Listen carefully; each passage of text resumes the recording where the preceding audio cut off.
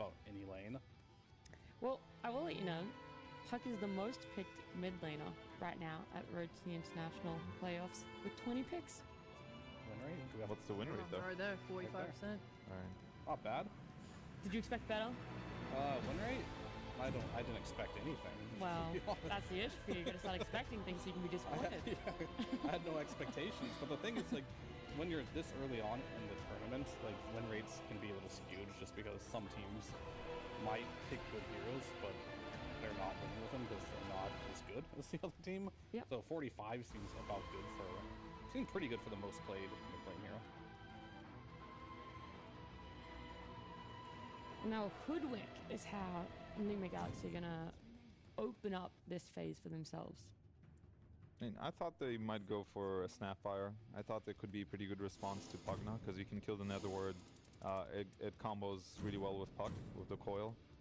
But, I mean, Hoodwink's okay if there's a personal preference on the team. I think it fits a similar style role. And I think Navi now gets to respond to Puck with whatever Nico wants to play, which could be Void Spirit. I know he's also kind of a big Dragonite fan, which could work pretty well with Pugna, as in getting the early tier 1s. I would probably assume one of those heroes are going to be picked, and then a position 4 that can help deal with Puck. You always want something. Just a Hex, any sort of disable, so the Puck, if he slips up, he gets caught out and dies. You need that threat, especially when you pick Puck this early. So that's kind of what I'm looking for. And the other thing I want to note is that Navi has been banning out almost exclusively offlaners from Noob, so I don't really remember his entire hero pool, but I do remember him playing a lot of Lycan, a lot of Doom, so I'm wondering what he's left with here. He's been playing Lycan, Doom, Mars, Marcy, Beastmaster, and Undying so far. I can see an Undying come out. We just saw Undying have a banned. terrific Unfortunately, performance. it's banned. Oh, okay, never mind. I think every And the hero Marcy he's was played banned is as well. banned. Yeah, I'm almost certain every hero that you listed. Yeah, he's got to dig deeper. Yeah. It's a tough one because, you know, Noob did have that role change for himself, and so people were wondering when he came to that off lane just exactly how he was going to settle in, a little grace period. Now it's like, okay, he's got this hero pool, and Navi, like, maybe he's going to be that weak link, and that's what we can focus. Right. I wouldn't be super unopposed to something like a Dawnbreaker, because right now you're playing with Puck and Hoodwink. They have really, like, Hoodwink is a nice support for helping set up kills. If they just have a way to, like, let all their heroes connect, I think it will be hard for Navi to deal with. I don't think, like, either of these supports really like being ran at so far. Yeah, I think it's a good call. I think the combos well with Puck. There's not that many offlaners left. And you also don't have that much info to go on if you want to pick your offlaner here. Which I think they should from this position. I think it makes more sense as opposed to just picking your carry and letting him get countered, especially because the offlane pool is so small because everything's banned. I could see something like Dawn. Maybe there is something else we're missing, but I think that is a good call. And as well as whatever GH likes against Rasta. I think maybe I don't know if ET's in the pool, but I could see ET being a pretty good hero for GH. Almost really well with Puck. Yeah, there's always more team fight. You want Magnus? Ooh. Yeah, Fia loves Magnus, especially position 4 Magnus. Yeah. Big fan of Pos for Magnus. Oh, he's gonna bring out the IO again. This is like the only team that's gonna play IO this tournament. As we saw in the stat earlier, it hasn't won yet, so. Yeah, that one game. Winning, yeah, 0-1. That's all you need. We'll see what they pair it with. I think IO feels a little bit restrictive as a hero, as to, like, I'm already looking at this draft and, like, I personally don't like having IO when I'm playing carry, because he just follows you around and you're just kind of chilling and jungling, and he kind of wants you to play certain heroes like Gyrocopter or Morta, whatever it might be, and that's very restrictive, and I like it when my IO can just go to my mid laner and do stuff with him, but, like, IO Puck is not a combo. So I'm very curious on what their plan is going to be. I guess IO plus Primal is a combo. Yeah. We'll see. Moral of the story here is that I feel like IO needs to play with someone other than the carry, because I think just sitting next to the carry is kind of like a playstyle that doesn't work very well and doesn't feel too good. I can see a couple options here for Navi. I think they can pick a Templar for Got the Juice, which I think it's probably his best hero by far. They can also match up the Monkey versus Primal, which is a very free lane for you, and you can also chase him when he tries to cut your waves, and pick a new mid laner. I can see those kinds of routes they could go down. There's not that many offlaners, so maybe PMA has to play something right now, but I'm not really sure what that would be. Maybe something like Underlord. I think I've seen him play before, which was okay. But no, they go with Templar. I think this makes sense. I think it is his best hero, so he's someone I would like to see play. It looks good. It could be a little scary because they are playing a lane. Depending how they look. Never keep if you have no way of it, you can just really trample on you because like the crab fight can help with that, right? There is a world in which if you get a good bush flag, you can break your action and you can die to this. So I'd say you have to definitely be a little careful on the laning stage, but if you can get out the side laning stage, it's like really, really strong. I do like this pick quite a lot here, and I'm very just curious on how they're gonna round this out because a billion offlaners are banned, and you have this monkey mid, you have this TA, you kind of need this offlaner that kind of rounds out this whole lineup. Not sure what that's gonna be with the hero pool as it currently is. I'm actually kind of hoping for mag for them now. Just to, like, not to talk about it too much, but No, it's just funny. whenever you play into IO lineups, the whole point of IO is just always tethered to someone. So you can pretty much always find like at least a 2-man RP off the back of them. Also playing like Skewer back into Shaman Hex is like a really easy way to quickly lock someone down. Centaur. That was kind of interesting. He has played Centaur. It's just like a preference. Normally, like, you have to do like pop and super scared to feel like Centaur. And play the active defense. Yeah, I like that giving bad maybe Tide Hunter. I don't know how good that hero is. Having big team fight abilities. Nice. PMA is like incredibly versatile. Like if you look at the heroes played, this guy is just playing everything. He's playing Venge off lane, Pango off lane, Queen of Pain off lane, Primal off lane, Timber, Mag. I feel like for all the bans, like Noob feels worse than PMA does. I can see a couple of things. I think I like Underlord the most. Perhaps with, I think Ursa's not banned, so with an Ursa ban, because I think Underlord is a decent answer to Gyrocopter already. And it will round up their lineup where you have a bit of extra disable for your other heroes. Plus you have some magic damage and you can buy Pipe, which is pretty good this game. So I would think about Underlord if I were him, and then kind of curious what NGX is going to end up doing with this IO, because like Kier mentioned, it does limit your hero pool a little bit. So we'll see if they still go with the gyro, or if there's something else that could potentially pressure this Underlord. It's mainly just ranged heroes at that point, right? What about Razor? That's a combo. It is. Yeah, I mean, that could work. Razor, and I probably don't want Morta anymore. What about the Razor? What you guys... Just very strong in lane. He's just chasing down. He's kind of a slow hero. They don't really have many disables for him. And in the game, I think it's a decent matchup against TA and Monkey if he ever gets on top of them. Yeah, more fun. More fun. So this one I've always been on the fence about. Like, in theory, Underlord is good versus Morph, but it goes both ways. The thing that Underlord doesn't do to Morph is he doesn't kill. It's on his face.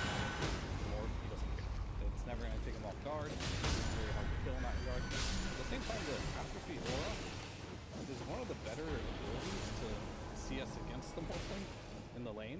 So I don't think Morph really pressures Underlord either. So what I'm getting at essentially is that you take away a lot of damage from this Morphling, but on this flip side though, this Underlord can't really kill the Morphling either. Okay, so quite a bit of a stalemate with what we're I like the Underlord personally versus the Morph. I think this last pick didn't really wow me at all on Yep. like, what it can do, but these Morph players like Morph versus Underlord, that's all I know, and sometimes it works. Yeah, I was gonna say, what if it falls into what you were saying, Flyer? It's like, you want a little bit of comfort, right? You could be eliminated out of this series. You do want comfort. This is something that he's very comfortable on. I think so. My main issue is that they picked this IO, but I see like zero purpose for it. Of course, they understand the hero a lot better than I do, and GH does as well, but I'm not seeing it, so I think I like Navi's chances a little bit more. NGX kind of went for like, let's just scale, pick more, pick Pug, hope this goes late game and we win, which it's an okay idea, but I would still like to see more cohesiveness, so I'm gonna go with Navi. Okay. And yourself, Rhea, because we've heard from the other two quite a lot. I'm kind of just hoping that they won't farm super hard on Puck. I mean, they will, but I hope they don't. I hope they've used those 4 heroes and kind of apply a lot of pressure. I think if you can use Io's like ability to like burst heal to out-survive whatever Navi has, I mean, I don't see how Navi easily starts a fight. Whereas I can see this Primal and this Hoodwink just running at everything. Okay, so for you right now, the main issue for Navi and why you're kind of siding with NGX is the team fight I'm initiation. not siding with anyone. We're No, you gotta. completely neutral. No, you gotta. No, you're not allowed to be neutral. No. I'm not gonna go into the game until you choose a side. God, I love Navi so much. Let's go! That's it. That's the sort of hype I needed because right now these two teams, one of them potentially going home one of them will be going home at the end of this best of 3. But right now we're just starting it off nice and easy at game number 1 with Synderen and Sunspec. Thank you very much, Nat. That's right. We have Navi versus NGX Elimination Series. I think in terms of our predictions, it was a close call between the two making it to the top 8. I think we both chosen as like 9 to 10, something like that. I think we both chosen as a dark horse as well. But dark horse, of course. We have to hedge our bets. Very important to do. We're very bad at predictions, which we both are generally. Here we go, game number 1. And yeah, some interesting heroes we get to see. Let's just talk quickly. Morphling pick. We've seen a million versions of this in the past, but this tournament not as much. But Underlord for the Navi side. Yeah. Love this hero. Yeah, Mike called it. He thought it was going to be a good pick with the Ursa ban, and he got exactly what he wanted. So, yeah, a lot of the things they were talking about has me slightly concerned for Enigma Galaxy as well. This Morphling versus Underlord matchup should be pretty good for Underlord in lane. You're going to buy Pipe against Puck and Hoodwink, which is going to significantly mitigate damage. And an X factor of Underlord, of course, when picked against Io is you can match relocate. So when he relocates, you can throw down a Fiend's Gate and actually bring sometimes comparable numbers, which is one of the big X factors that Io has as a hero is outnumbering situations, and Underlord being able to neutralize that. Just having the threat is actually powerful enough sometimes for Io not to be able to make the play, knowing that Underlord could come in as Nico will take a little bit of harassment. He'll be okay. Yeah, I actually want to talk about the IO a bit because there was some criticism from the panel, and I feel like this is potentially a strength or a major weakness for NGX, and the fact that they're picking these heroes that maybe they don't necessarily make sense for the game, at least from our perspective, but they just like the heroes. Like we've seen Caudle being first pick, for example, even when it wasn't against the Marsic, we thought initially that was the main reason for it. Now we're seeing the IO with, I mean, it's not like IO Morphling, we've seen it before, but in the grand scheme of things, do you think this is a powerful IO? I think it's probably the best IO player in the world playing it. Yeah. So it's been, if nothing else for me, it's been cool in this tournament to see GH return to former, trademark heroes. He's played Caudle, he's played IO, and not only has he done it this tournament, like you said, nobody else is doing it. So they really believe in their individuals and their, specialties as players. I think that's cool to see, but, you want to see the results with it.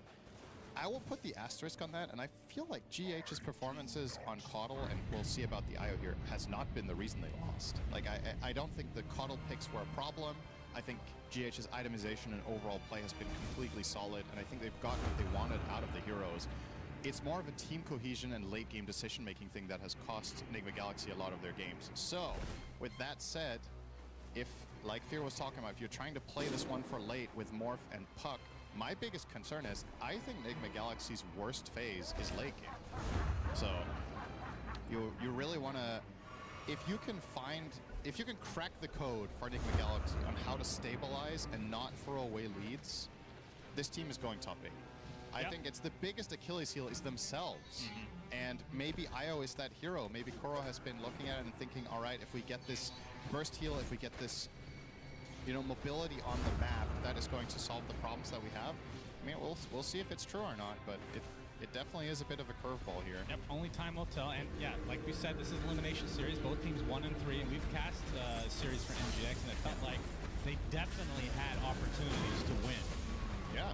They were playing at a very high level. It's just kind of like the panel was echoing, just inconsistent. Yep.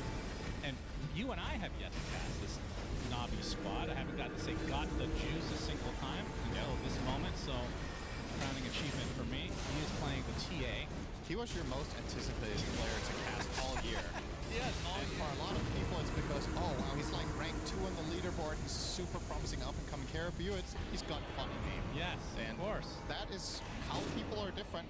You know, there's levels to this stuff, and you like what you like, we like what we like. You say we, because it's the AI? Well, yes, the hive mind. Okay. As we say that, though, we were having a great time in the green room last night. Yelling got the juice, so I think I was a part of that too. So I'm not innocent here either. Okay, good. You're learning the memes. A godly name, to be sure, and a name that I'm sure if he makes the main stage, the fans will love to cheer this. Juice, juice, juice.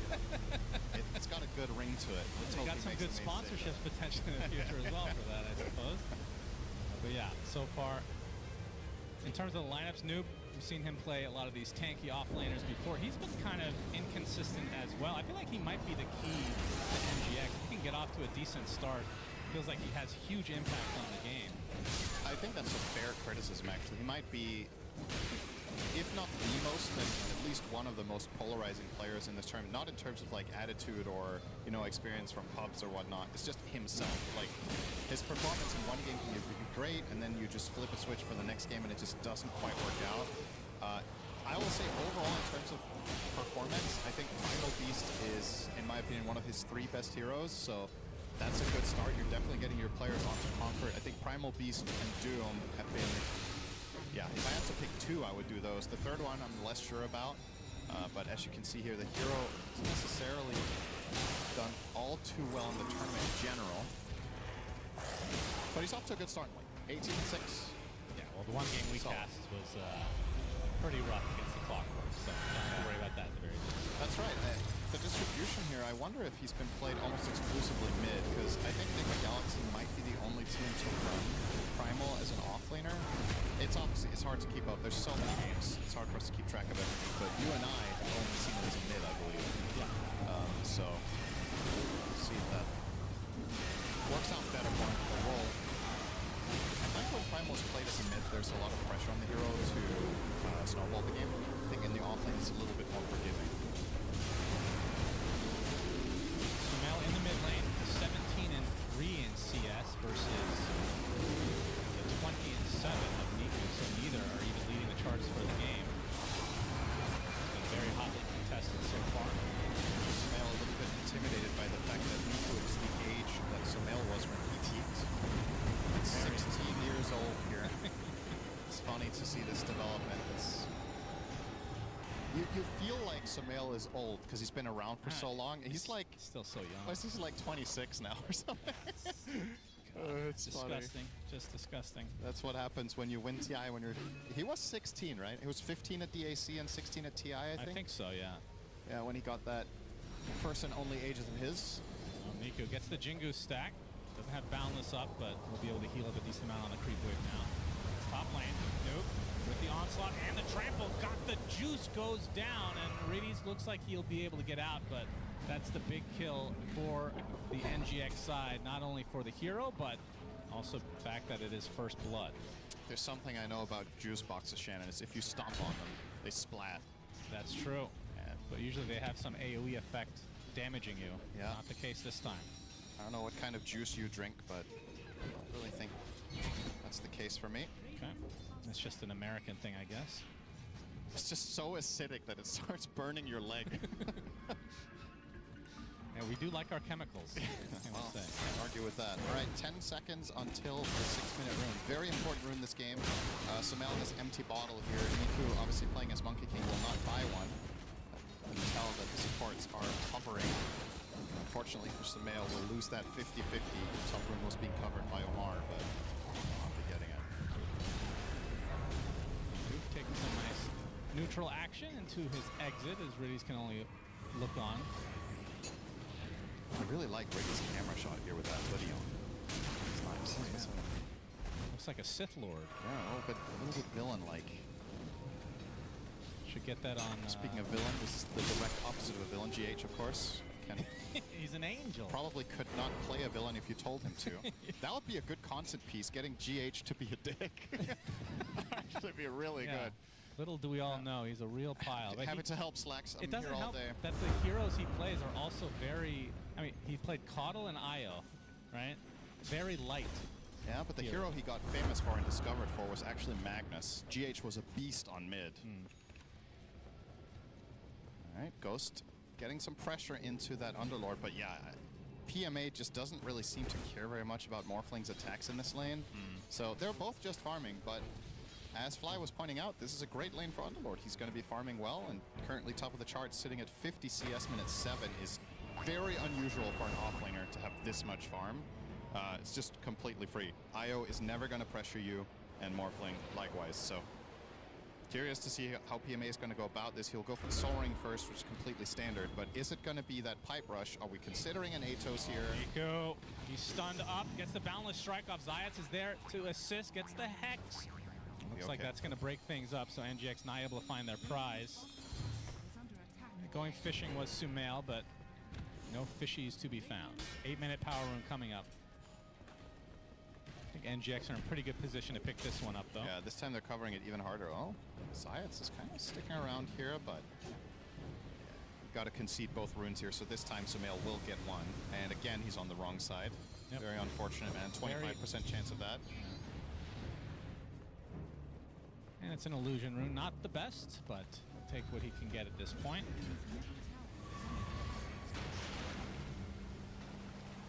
So Morphlings these days, how fast do they want to fight on a typical day in Dota? Generally, you kind of want to farm until your second item, right? Like you see Morphlings go Vlads into Manta, and then you're kind of interested in participating in the video game. He has queued up the Vlads. It does get a bit different with Io, though, because you have this ability to show up for low commitment types of plays and then return to farming. So perhaps they're going to bring him into some coils. But yeah, it's largely contingent on what GH wants to do. Ghost definitely does not want to take the initiative. Yeah, at this stage, it feels like Noob is not even laning anymore. He's second in net worth of the game. He's been in the jungle for the most part, but means a free game for the TA at the same point. Yeah, playing the classic Axe style here with Primal Beast. You just cut between the towers, grab the wave, and bring it into neutral camps and farm both at the same time. Ready, has to self-decrepify. Want to go for a little cheeky Nether Blast on the tower. It looks like it's going to cost him his life, though, as Ghost should be able to bring him down. You said Blast is next, and looks like they're finally going to try to do something against Noob. Gets off the onslaught, so it's going to miss a lot of the creeps now. Be denied, in fact. It's going to cost them the mid-tower. Yeah, that's a pretty big deal. Sumail, level 7. I actually think this is to be honest, to put it bluntly, I think it's unacceptable to lose this tower at 9:30 like this. I feel like Navi cannot give Io this much space on the map. How many neutrals did he kill this game? It's just, they literally just took it with Io sitting there hitting the tower, right? Like, I feel like this was maybe a moment that PMA should just TP'd or gated mid and just stood there as a wall with Firestorm and held this tower. Like, if you think of how Io and Puck both, as a matter of fact, play the map, opening up early towers, in particular mid and of course the enemy safe lane tower, makes a massive difference for their ability to find plays. So for me, that's a little bit of a miss there for Navi, considering how well they're farming. They could have sacrificed a tiny bit to hold that on the Underlords. I have to question that. Let's see who will pick up the slack here in mid now. Now it's also a little bit awkward, right? Now Zayats wants to sit there and get level 6, but he doesn't have the protection of the tower anymore. People to TP to, so he's very timid. And it's going to cost him. Yep, Zayat's picked off here. Sharpshooter coming for him, but the heal's coming at the same time. Zayat's not going to stop that as well as Niku jumps in, trying to force the issue onto GH. Zayat does eventually drop the GH. Going to get rooted. Tether already applied to Sumail, and the coil's going to dissuade the rest of Navi from coming. But the Boundless Strike does get GH in the end. And here comes Noob with the good old-fashioned trample right on top of Riddies. Pulverize to follow. You would think this would be an eventual kill. Indeed it is with the Illusory Orb from Sumail. So what started out as looking like an easy pickoff ends up being basically a full team fight. And a good one at that for Enigma Galaxy. Morph not involved, just farming. So is TA, of course, but overall they do get the better numbers exchange.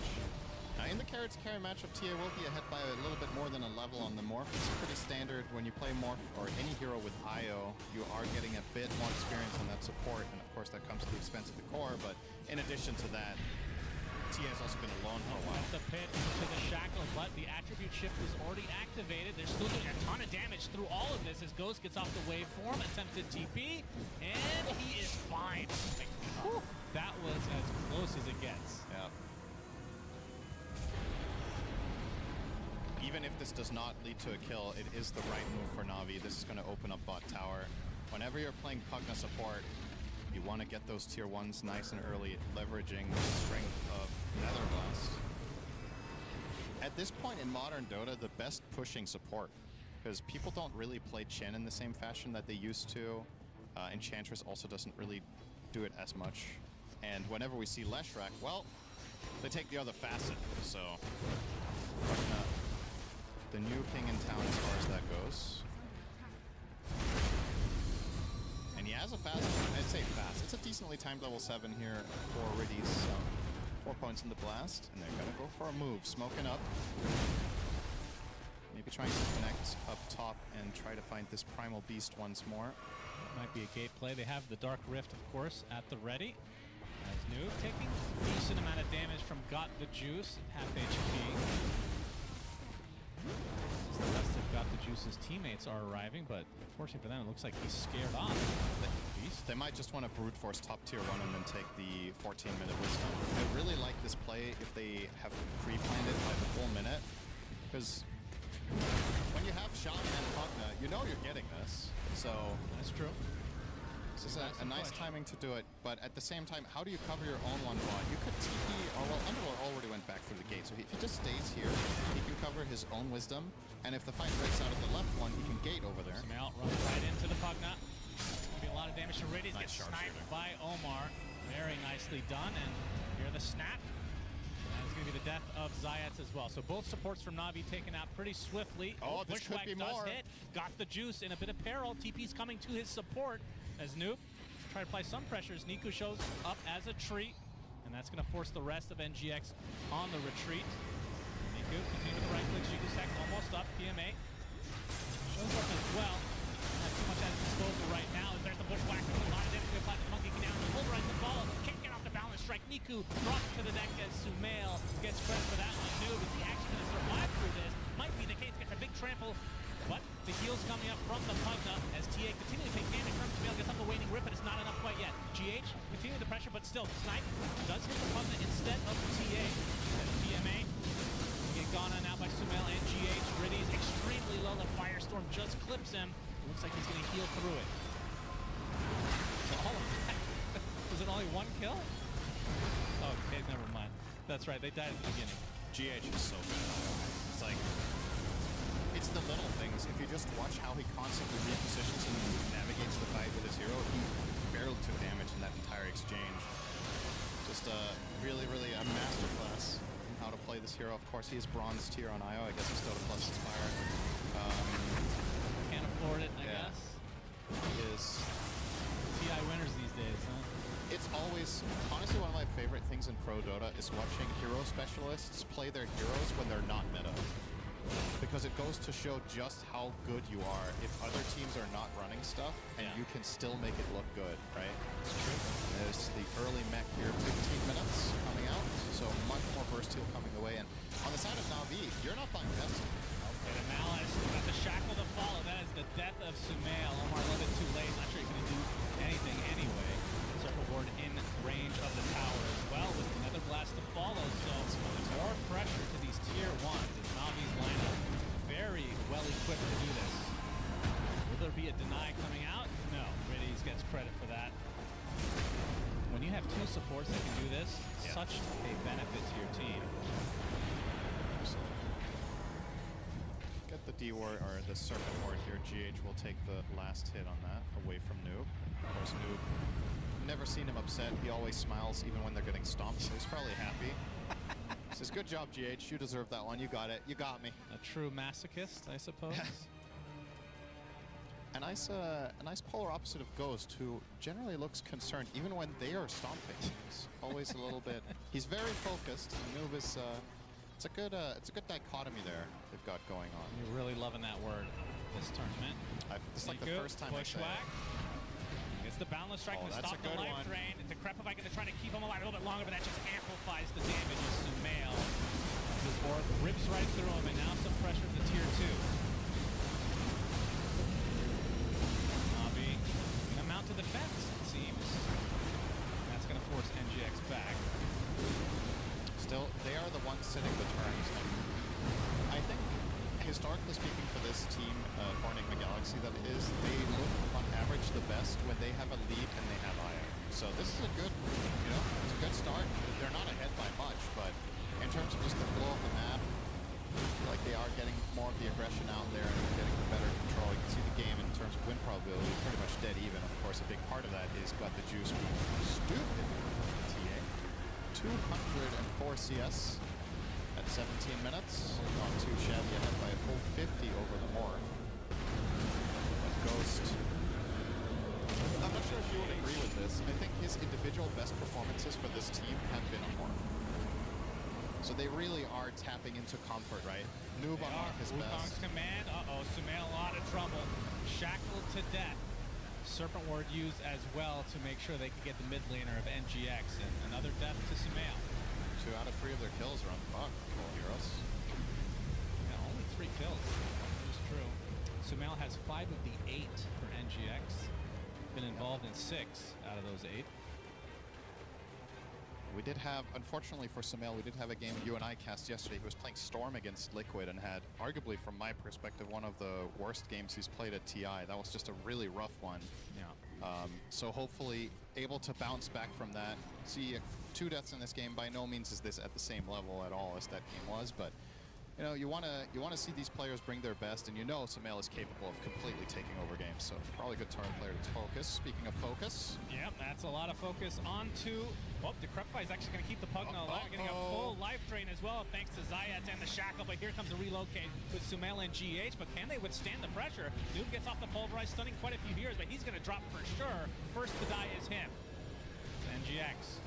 See if they want to retreat. They get the support in the Pugna, which is what they initially started with. Oh, the Hex. Niku. Gonna get the Jingu stacks as well. Underlook comes with a nice pit of malice, and Ghost evaporates. Omar will follow suit as got the juice with a triple kill. aptly named. It's got it for sure. Big damage there. Actually, the biggest damage output in that fight was Pugna.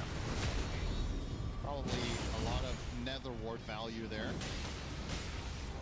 So there's a lot of damage coming. The thing that's interesting here is that even if Pugna does a lot of damage, a lot of it might be inconsequential because of IO, right? You have to look at not just damage done, but you have to look at how bursty it is. IO is exceptionally good against slow damage over time, such as the Nether Ward. You just out-heal it with mech, with tether. But yeah, the TA shots, no way. And the Morph kill there, easily the grand prize for Navi. And now it seems they will get the Tormentor as well. Yeah, no question.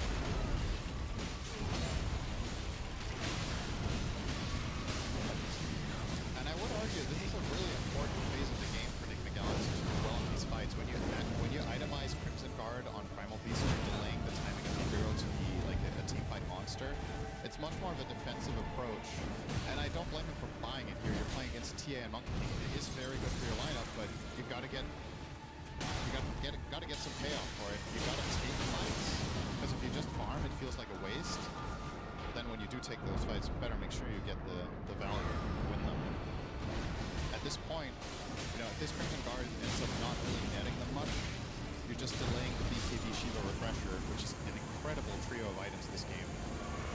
Against TA Monkey King, you really want to get 2 pulverizes off. Having armor is amazing. Having healing reduction is amazing against MK and Pugna. So, if this were to be a game where Noob got really farmed, I think he could carry this game as Primal. It does happen on occasion that this hero is the centerpiece. Even from the offlane. But Crimson slows you down massively. And Na'Vi, 20-minute game, 4K lead already. Yep. Not too shabby. Definitely in the driver's seat at the moment with Got the Juice at the front of that vehicle. Yep. 14K net worth. Looking for the 21-minute wisdom. Oh, if they find Ghost, Ghost as well, that would be even better. Good read, though. They're actually going to TP in to try to contest this. Nuke going to show up. Bushwhack to start things out with the sharpshooter as well. Hex does come out. This is eventually going to be the death of the roster. He's able to use his shackle to full duration. Is this going to turn into a full team fight as GH still attached to Ghost, trying to get to the other side. They've already lost their primal. GH will follow suit, and Na'Vi get 2 kills and the Wisdom Shrine. They're actually going to continue here? Up Sumail, he gets bursted. Oh my goodness, as Ghost, all he can do is watch and discuss as Omar trying to help out as well, but he has to be careful as Na'Vi not scared to push the envelope. They're not punished at all. Talk about clutching it up. Riddy's there tapping into the force. Gets off the low HP Decrepify and Life Drain onto Zayats, which in turn gives them a full 4.2 second shackle there. If those things don't combine, if the supports don't clutch that up, they're going to lose that fight immediately and the Shrine, but you're going to see the replay here. This just looks like an immediate kill, but gets off the big heal here, and then Decrep, Life Drain, Glimmer, and this full shackle gives Amp plenty of time for Niku to get off nice Wukong's command. And good focus firing here, taking down the IO is the best possible start to fight here for Na'Vi. I thought this was going too far, but yeah. I think Sumail is caught off guard too. Yeah, he was not expecting him to go for a Boundless. Especially a bit of Malice misses. Yep. Everything working out though for Na'Vi. 7K lead now, and has got the juice, just continuing to increase this lead as the Dessa with 10 stacks already. And now BKB not too far in the future. Concern here for the Galaxy to be sure is damage issues all the time. You're playing against Decrepify, you're playing against Life Drain, and you're playing against Refraction. And with the early game going the way that it did, and of course the aforementioned Crimson Guard, your damage is largely sitting on Morph. Puck isn't there yet. Puck has like a really interesting damage graph where you get Witchblade and you're one of the strongest heroes on the map for like 5 to 10 minutes. Then that falls off, and then you're looking at your next, like when you get Octarine Plasma or whatever, then it starts picking up again. Nice little footwork here. All the way along the outskirts. Wasting a bit of Na'Vi's time, but they still get the Aegis. They're still in good control of this game number 1. Only a couple hundred gold away from Got the Juice to finish off that Daedalus. Wait, is that just a casual D-match? You want to MKB for a while, okay. He saw the Eagles on the Morph. Yeah, well, probably a no-brainer. It also gives the True Strike. It's not that important, but it helps against Hoodwink. yeah, that's true. So a little added value. Now a tier 2 tower taken out by Na'Vi.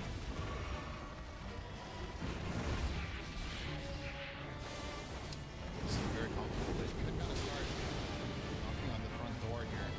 No Serpent War, so this is likely to be a hope. That's good at this. Yeah. So is TA. They're not giving up until more heroes come back.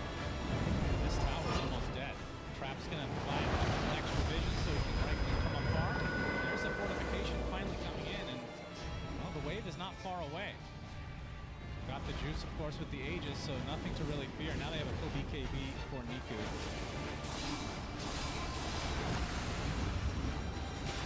This looks like a full mounted defense now from NGX.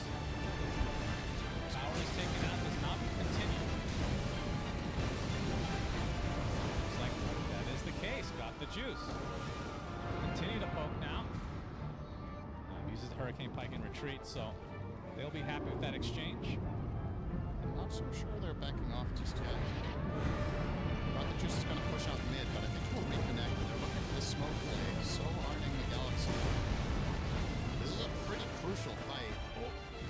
Pop, Sumail first starts out with the silence. And it's a huge sharpshooter on the front. Is he actually going to stay alive again? And get the Black Ranger to do in the midst of all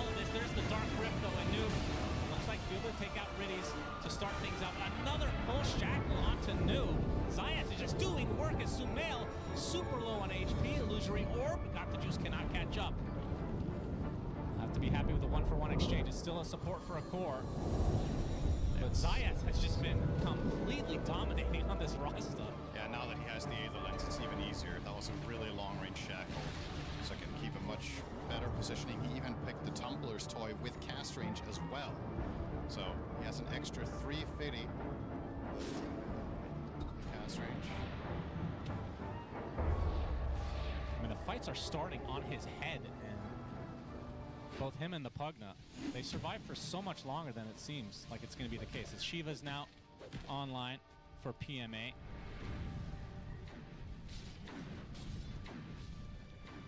Do you ever see, how often do you see Ags on Underlord these days? I feel like the item is crazy. It's very common after Gleipnir.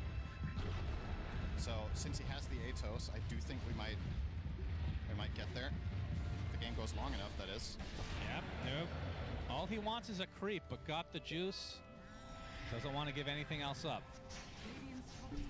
I do think, though, that previous fight was a really good illustration of the damage problems that Enigma Galaxy have, right? They barely killed the Pugna after dropping everything on him. Yeah. So desperately need to Still, get further. Yeah, Ghost had 600 gold still for his BKB. Oh, he didn't convert his Eagle. Wait, did his courier die, or did he just not upgrade the Eagle Song? He just didn't. Yeah, it's just a casual Eagle Song. Sees the MKB, and that's a bit rough. I do not.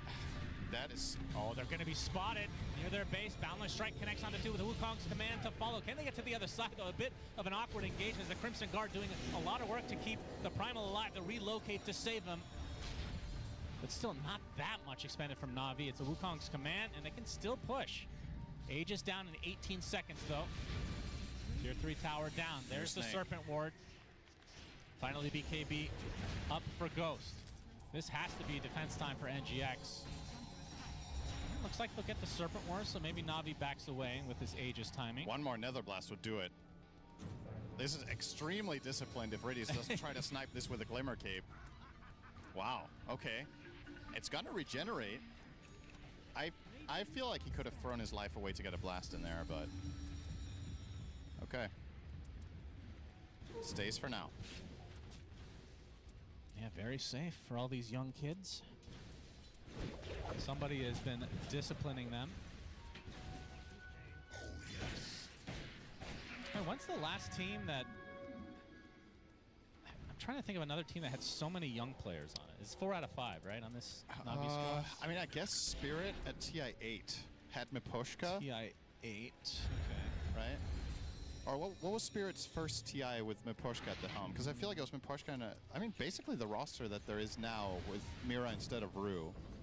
Was it TI9 that was their debut? Because they did do well at their first TI, right? And then they won the next one? I think it was TI9.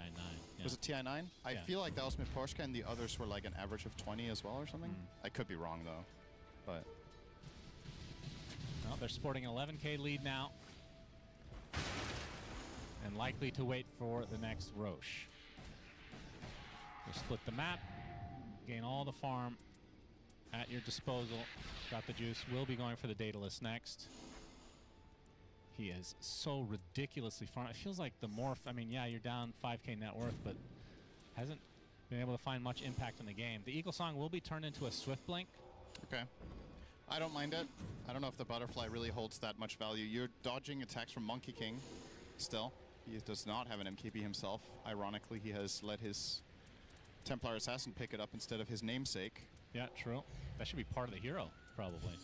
Yeah, this hero definitely needs more buffs. All right, this is going to be a Tormentor play. Oh, it's scanned. This is such a good area for Monkey King. Have an idea. This is happening. The jump in from the Primal Beast with his ult. A lot of damage being applied to Got the Juice, but he pops the BKB as Niku gets off his Wukong's command, but he actually ends up on the north side, and now he's going to get destroyed by Ghost in turn. As Noob and Sumail going to work to take out this Pugna as well. So 2 dead in favor of NGX. MPMA kind of left to his own devices now. This is a 4 versus 1. This is eventually going to be his demise as well. So a really good fight for NGX. Damn. That's big.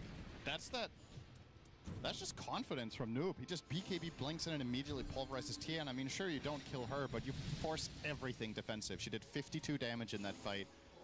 Immediately, BKBs pikes out and then blinks away, and the rest of her team just left behind. They did get the Tormentor, but that is not worth it. No, certainly not. Just look at this commitment here, getting him to half HP. A little bit of a repeat of what we saw in the previous series, Game 1, where Tidebound took a Tormentor and then got mega punished by I'm not sure Extreme. Niku wanted to travel with his Boundless there. Yeah, maybe not. Just a little bit of a panic moment. But yeah, this is seems to be a little bit of a trend today that teams are forcing this Tormentor and then paying the price even though they get the shard. Although in that other game it was the team that was trailing. True. This time around the leading team is losing some of that lead. Oh, did end up going for Butterfly actually. He keeps changing his mind. That one fight was enough. Yeah. I'm like, okay. Maybe seeing the value against Monkey King. After Monkey King buys Crystallis, he knows the MKB on him is not on the way. Maybe that was the piece of information that Ghost needed to change his mind. Or just that extra influx of gold from that fight he just took. He got 2 of the kills. Now, this is not out of the realm of possibility by any stretch of the imagination for Enigma Galaxy. As I mentioned, they are very comfortable playing around this Ghost morph. And I think if what they're struggling with is ending games, this is probably their highest win rate hero in late game, is Morphling. It is a good hero As late a game, team. no doubt. Yeah, other heroes they play are also good in late game. They just somehow don't convert a lot of those. But with Morph, I feel like that's pretty stable. Sumail, not going to find an angle. Sumail with Lincolns and a newly picked up Nullifier. Yeah, you need that against Pugna.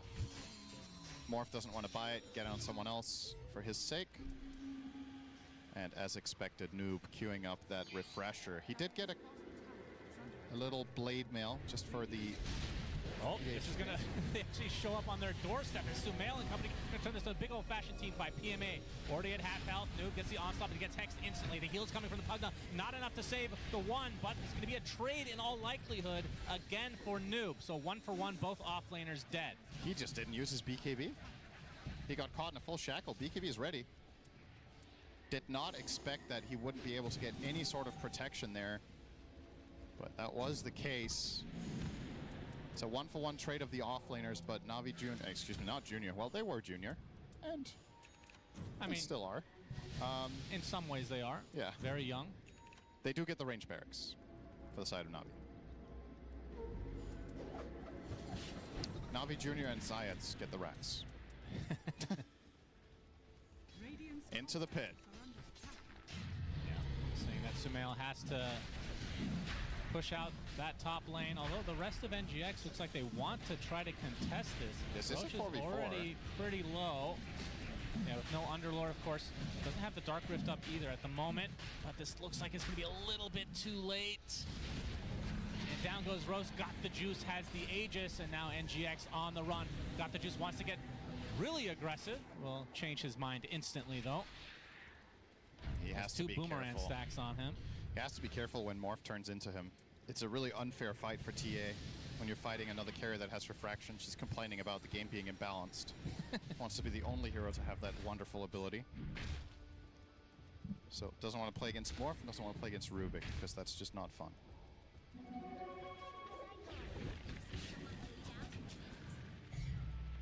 Immediate smoke move. Anytime this wave is pushed in, they can Dark Rift and just go for the Yep. buildings. Always something that NGX have to worry about. Oh, Courier could be killed. Ultimate Orb will make its way safely as Zayats finds the opening. As Noob has to pop the BKB and retreat. Nice force staff. Very quick. They needed to get that distance to prevent the shackle. He does get out, but another successful move for Na'Vi. This one Boundless could be strike, but bigger. yeah, Lincoln's gonna help save him. Would have been a really big kill with that gem. Yeah, very curious which direction Sumail is going to take this build now.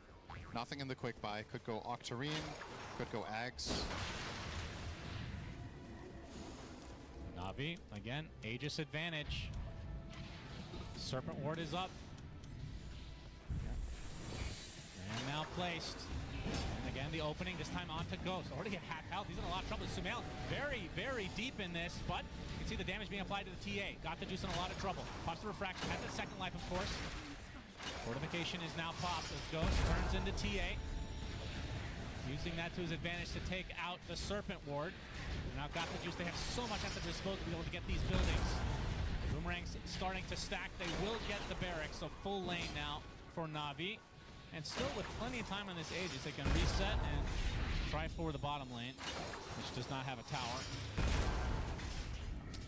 Feels like a slow bleed right now. Just like in real life. One snake stronger than 5 man. It depends on which men, but... Depends on the snake. It's an anaconda. Like, yeah. What are you going to do? I don't know, if you're 5 people, you could probably find a way. I don't know about that. Well, I think this one is bigger than an anaconda, to be fair. Yeah, true. And it looks scarier, too. Na'Vi are not letting up, though. Immediately onto their next play. Leading the way. Sumail. Oh. And Zayats was super close. Of course, he does have to get through the Lincolns. Yeah. Seemed like he blinked into just a little bit of fog there, but yeah, even if that's he's a big fast. item for Ghost. This is where he's going to start to really take off. Has the Scotty. All the extra stats to work with. Yep. And they are trying to get an angle now. Got the Juice. Blinks in. He's going to get pulverized. Remember, this is 2 lives to work with, so just going to force that. The fact that Noob used his BKB, they're going to try to reset. But a balance strike connecting on the 2 as Ghost turns into the Monkey King, but the heals coming in from Pugna. Wukong's command finally comes out. The Underlord first to fall. Now the full shackle again onto Noob. Zayat is absolutely obsessed with him as Sumail. Phase shift. Link out, but then Hex now onto Noob again. He's taking the brunt of the damage. GH tries to connect him, it gets disrupted now, but Niku gets destroyed by Omar. And now the damage being applied to Noob. Finally, the Primal Beast is taken out. As Congregations of the Deep are what it takes to take out Zayats. 3 for 1 in favor of NGX, and got the Juice all alone. Attempted TP. Wow, He's fine. He actually gets out of that situation 1v4. That is so big for him to get that escape. It's obviously a great fight for Enigma Galaxy overall, and this time around, I think they leveraged Noob so much better. They're sending him in, he's tanking up a ton of damage. Sure, he dies in the end, but the amount of space that the Primal Beast made in that fight was massive. And of course, Morphling committed his full BKB to killing off Underlord. Well worth it. Get those auras out of it, get all that damage mitigation away from the fight so that you can continue. And I have to say, Shannon, even though they've taken a lane and a half, I'm starting to feel Enigma Galaxy more and more in this. I think this Morph is reaching critical mass and becoming a serious problem for the Na'Vi side. Just one more damage item and Ghost is going to start bursting these heroes. He is, however, queuing up Satanic. I can't say I love that. I feel like when you have Io at your back and you have overkill.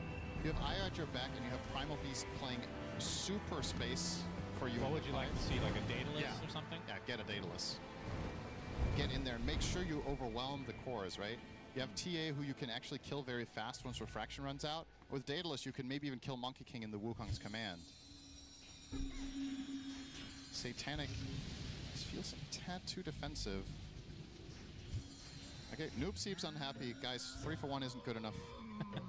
I said he was always happy. This is the... I mean, look how big the model is of Primal Beast. It feels like he should never be dying. Yeah. Maybe he was probably upset at the game rather than it seems like this is bugged.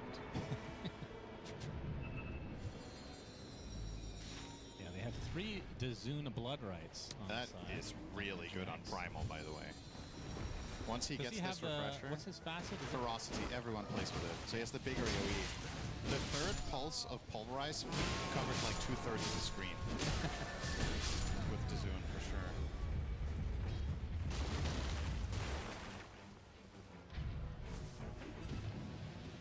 Na'Vi. Do they wait for the next Roche, or will they try to poke again? Seems like they're in a hurry. Have a reservation at the nearby pickleball court. It's so random. They have the Roche banner, as Ghost is going to use this time. Take, GH, careful now. I guess he will the be shard. rewarded with the shard. Okay. So that's the tether damage pretty useless, to be honest. I don't think GH is ever really being in an offensive position here. Okay, Serpent Ward placed. They're going to be able to take this out pretty fast, though. And as long as you do this on melee Rex, I don't think Enigma Galaxy care that much. This is going to regenerate. So the next attack onto this barracks, it heals 5 HP per second, so that's 300 a minute, right? So in 3 minutes, it's full HP again. And with the cooldown on Snake being 2 minutes, well, you're not really making much progress like that. Yeah, he's going towards the refresher, though. Yeah, then he'll get it. So easy. That is a pretty meaningful win condition here for the side of Na'Vi, to be honest. Yeah, it does feel like there's a... I mean, that's going to come in the next 6-7 minutes. And I feel like win or lose, Enigma Galaxy might actually ban Shaman next game. Looking at how Na'Vi win their games and Zayat's overall player profile, it was the same when, I believe it was in a Valachia, I saw him play. He was almost only playing Shaman and Lion. Just really likes these Blink Hex heroes, and if you're going to ban one of them, you're absolutely taking out Shaman in a pro game. Specifically because that large Serpent Ward has just made such a big dent in their base this game. If Shaman was Lion, I think Enigma Galaxy wouldn't have lost barracks at all. The Serpent Ward has been the reason. Yeah, that's true. BKB now for PMA. That's a big pickup. Should allow him to stand his ground way more against the Morphin, mitigating a lot of other damage. Just giving him the repositioning tool of just putting down a pit and walking away, waddling. I would love to see him get an Axe against a Zoom Bloodright. I just want to see it, man. I know. I want to see feel like Gleipnir Axe. I must be overrating this because I feel like I rarely see it. It's like a very... It feels like a luxury item in pro games. Yeah. But Gleipnir Ags, yeah, and Dazoon Bloodright, that is insane. I mean, it's a global route. It's got to be good. Yeah, I mean, Prophet supports my Axe for similar reasoning. NGX grouping up in the bot lane. Not going to find anybody here. And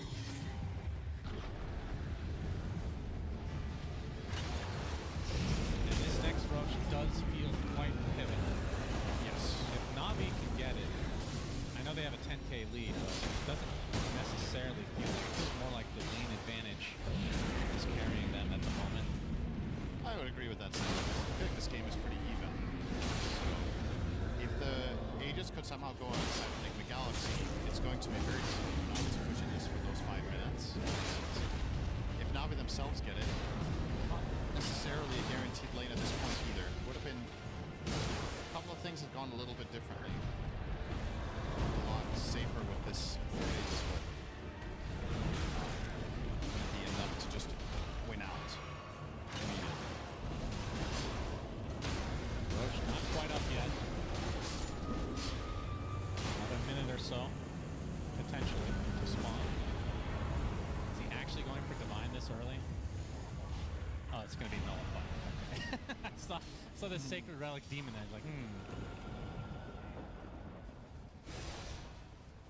There it is. Nullifier for Niku.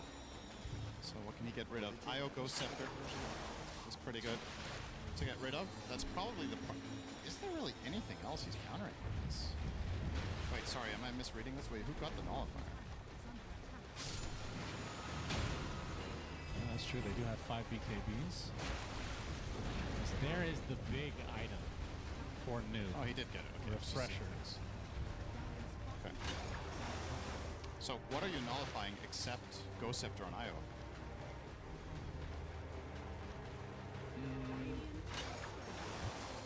Force Staff and Hoodwink, I guess?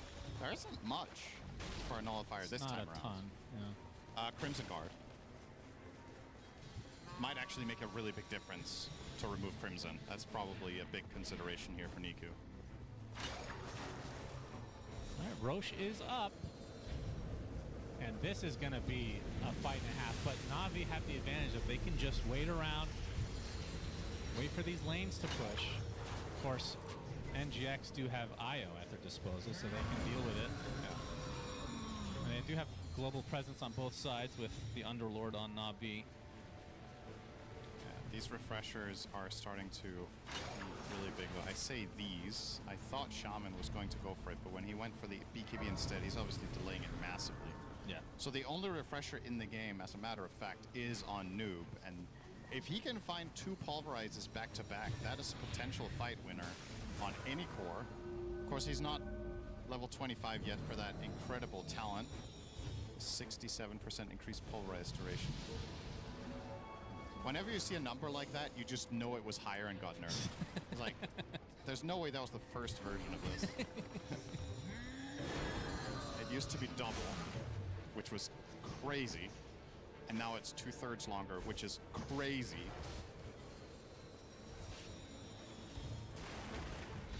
And when you refresh, how does that work with the AoE? It just stacks additively? Hang on, how is it Because then it's exactly just, ferocity? it literally takes up the whole screen. It increases your AoE for 15 seconds, so yeah. That's, that's pretty insane. It is crazy. All right, they know they're going for Roche now. Bottom lane. Being dealt with a bit by an illusion from the Morph. Just occurred to me that Roshan's roar kind of sounds like Primal Beast, so maybe it's a mating call. Primal Beast very quickly Yeah, we'll see reacted if to Noob wants to get involved. Yeah. Well, you can see Zayat's on the bot lane showing himself. Going to be pushing in slightly, waiting for the creeps to push in, and then maybe going for a Serpent Ward play on the barracks. That'll only be the second lane, so it's not like it's for Megas, it's Ghost. He wants to go for Roche instead. Traps inside the pit. They don't do vision, though. Got the juice at the ready. I don't know. Are they actually going to sneak this Roche right under their noses? Yes.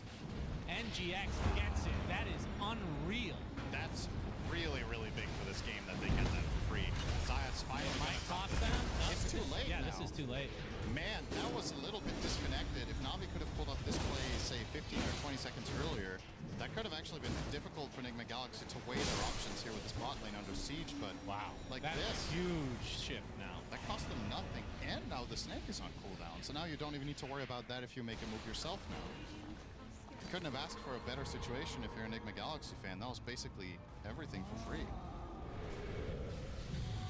Gifted. Yep.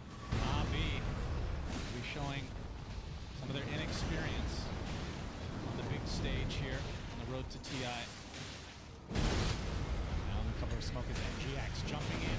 Is Noob with the pulverize. They want to get rid of this Pugna, but Nullifier applied to him right now as well.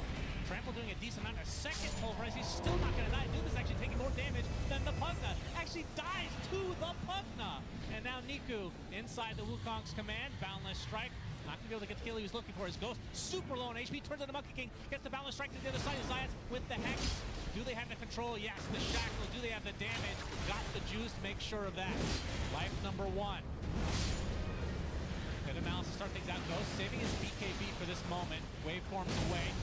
Omar in the vicinity. There's going to be a buyback for Ion. He gets a really good attack. Nullifier applied to the Morph. But the Boundless Strike is there. That is the death of Ghost. No more Morphling for 90. Let's have buyback though. They find the opening onto Omar as well. Pit of Malice holds him in place. That is a dead Hoodwink. Just like that, NGX crumbling. Navi with the 5D chest of giving them the Roche so that they can keep outside their base. Double buyback now from NGX. They still do not have Noob. Does not have his buyback. 30 seconds they have to wait. This melee barracks likely to fall. And only one more remaining on the bot side of the map. Fortification is popped. Serpent Ward placed as well. They have to deal with this. They gotta pick and choose which lane to defend. It looks like it's gonna be bot. That's the extra HP now. That is a gigantic Serpent Ward. And they're gonna jump in. I got the juice. Get the Boundless Strike as well, but they're gonna use the Lotus, it looks like, to heal Ghost. Or maybe that was the cheese, in fact. Mid-Rax, it's Megas. Mid-Rax down. Mega creep secured for Navi. Wow, that is... that is just symptomatic of some of these Enigma Galaxy late games. It's just, how was that the result of them getting a free Roche? That's just crazy. That is unreal. They had 2 full pulverizes on a Pugna and they didn't kill it. Yeah. So it just seems very, very disconnected. Like you would expect, if Noob is going to go in and commit hard on that, where's the Morphling? Like, why are you not together just tag teaming and killing someone immediately and building a fight around that? Yeah, they I mean, must have been on totally different pages. Well, I'm not sure how close he was in that fight, but he never used BKB until his second life, right? And that was after his whole team had died. So, yeah, definitely not on the same page, for sure. We get our wish, Shannon. He's got Ags on Underlord. Now we just need the Gleipnir to see those big rings. Draw a Venn diagram. Yes, please. Are we going to see the refresher Rasta? It's only 3k into it, so... Now I got a shard as well. Now I can cast Firestorm on allies. Yeah, that's pretty good. It's actually quite decent. Just throw it on the Monkey King or the TA when they go in. Yep, solid shard. Also increases the damage. Speaking of shards, Moon Shard forgot the juice. And he's fully decked out. I don't know what you do from here. Well, Ags, I guess. Ags, yeah.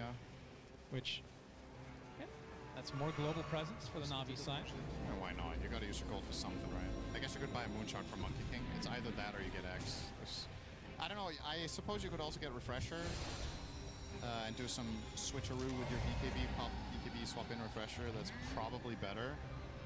Samel finally getting an Aghanims. This puck is coming online in a big way now, level 25 in Ags, but it just feels a little bit too late. Just too little too late with that one fight outside the base. Yeah, and they're making it the exciting. real issue is the buyback situation. Yeah. 0 on NGX and all 5 for Na'Vi, so they can throw 10 bodies at this. And Sumail, Boundless, struck.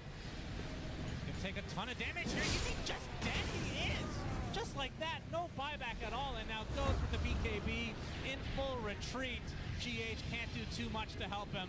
Is mitigating a ton of damage, finally tethers, but this is just over. Na'Vi taking game 1, which it looked like theirs for a long time, and then NGX coming back with a vengeance in that one fight, but literally within 2 minutes, it was just given back right up to Na'Vi again. And what a shame. Like, not at all about the result. That's not it. I wanted more in this late game. Yeah. I was like, this is getting really exciting. 7k only up on Na'Vi. You lose the Roche. This is going to be some epic late game, big team fight situation. And then Enigma Galaxy just go out with a whimper. Just got run over 2 fights in a row and lost. That was, leaves a lot to be desired, unfortunately. Yeah, so Na'Vi take game number 1. NGX 1 game away now from being eliminated here at the road to 2X. Definitely not a situation Enigma Galaxy want to be in. Definitely not for their fans either. But Na'Vi coming in as, I would say, the slight underdogs for this one. Had an outstanding start for this one. Fly. Everything felt like it was going so well from that draft. Just how they executed into the early game. A small misstep in the mid, but a lot of entertainment value brought for us. Yeah, for sure. It kind of lived up to whatever we were talking about, to be honest. Yeah. I thought Na'Vi was going to do great. I think Got the Juice plays a fantastic TA. I think this team as a whole knows how to play around TA, so I expected a lot from them, and it looked great. A couple of mishaps, which kind of shows the inexperience and that flowy kind of vibe that we got from both these teams. Ended up being in a banger series where we didn't know who was going to win until the very end. At some point, I thought MGX was in the lead, but as we saw, everything just fell apart instantly. Our hopes, our dreams. Kind of all of it. I do like that you're talking about how, got the Juice, really good TA player, knows how to play around it. We see it in this game. It's the first time they're actually picking it up in the Road to International playoffs. We haven't seen them play it yet. Yeah, we're definitely seeing one more TA though as the tournament progresses. Okay. And sometimes it's meta shifting, right? New heroes come out, and then okay, I remember I played really good TA. That Thor was playing it. I think it's the first person I saw play it. And all of the teams are picking up now as well. And I think if you talk about signature heroes as well, like those Walters his signature hero as well. We don't choose hero at times too. But this game was definitely a roller coaster. And to be expected as well, both these teams are not the best scoreline of 1-3. So they're not playing their best over that. And that was part of the roller coaster. Okay, Na'Vi's owning, they're gonna win. And then all of a sudden Bigfoot's winning, you think they're gonna win, and they get a free Roche on. And then after they get a free Roche, they just immediately die 1 by 1 and get mega creeped. And it's really hard to predict the outcome of these games. Only these small decisions that are happening in the Yeah, look, tough to predict, but that's exactly what it did. You knew Na'Vi was going to have this from the get-go. Oh, yeah. When I say go, Na'Vi, go, You 100% man it on the knowledge of every team this time. I'm disappointed in this one. Because I actually thought that they were doing what I wanted them to do early on. Na'Vi show top, they bring their Shaman, they bring their Pugna, and they want to push the top lane. The exact same time, Nigma smoke up. They run at them with the hero like Primal, Puck. Like, this is what I wanted. Literally, they run them down, they kill them, they take a long extended fight. And I'm like, okay, perfect. Keep doing this, but they don't. I think Na'Vi let their cooldowns reset, and then they instantly just walked mid with the Shaman ward again. But it felt like Nigma didn't anticipate this, even though I feel like it's really choreographed from Na'Vi. And then your Puck is dying. They're taking mid tower, then your Puck is farming in your jungle, and then getting ganked by the Shaman. Like, they're just, okay, yeah, you blocked the mid tower, so you're gonna want to invade more now because you blocked the key point. And it just felt like they didn't really understand what was happening and got steamrolled by the Na'Vi lineup. Yeah, we saw our standout player, MVP was the Shaman. I know we heard Sin talk about it in that game, but if we had had any other support on the side of Na'Vi, it would have taken the round. We would have been able to push as hard. Yes, Pugna helps with that, but a combination of a Pugna and a Shaman, that giant ward, it's really hard to do. I think we've seen 2 games now all in the Extreme series where Shadow Shaman, especially late game with the massive surface board, the big award. I think it's just a threat, and you're on a timer because eventually he might get a pressure, and it's too much to deal with. When the Serpent Wards get the extra HP from his level 20 talent, it's a menace, the snake. So even though they had better heroes, they had Morphling and Puck, can kind of hit it and have high attack speed, but still not enough. Yeah, you feel like you've dealt with it, but like we said, the Shaman being a massive issue, the Pugna paired with that too, just a lot of pushing. On the other side of Enigma Galaxy though, a little bit of a question mark. We know the team loves IO, but what exactly did it offer to this draft? Where was it really going to be paired up with? And the Purge wanted to take a deeper look at exactly that. You are playing an IO, typically what you pair it with is a hero that really benefits from what it gives you, which is mostly movement speed, attack speed, and regen. You're usually pairing it with really standard right-click heroes.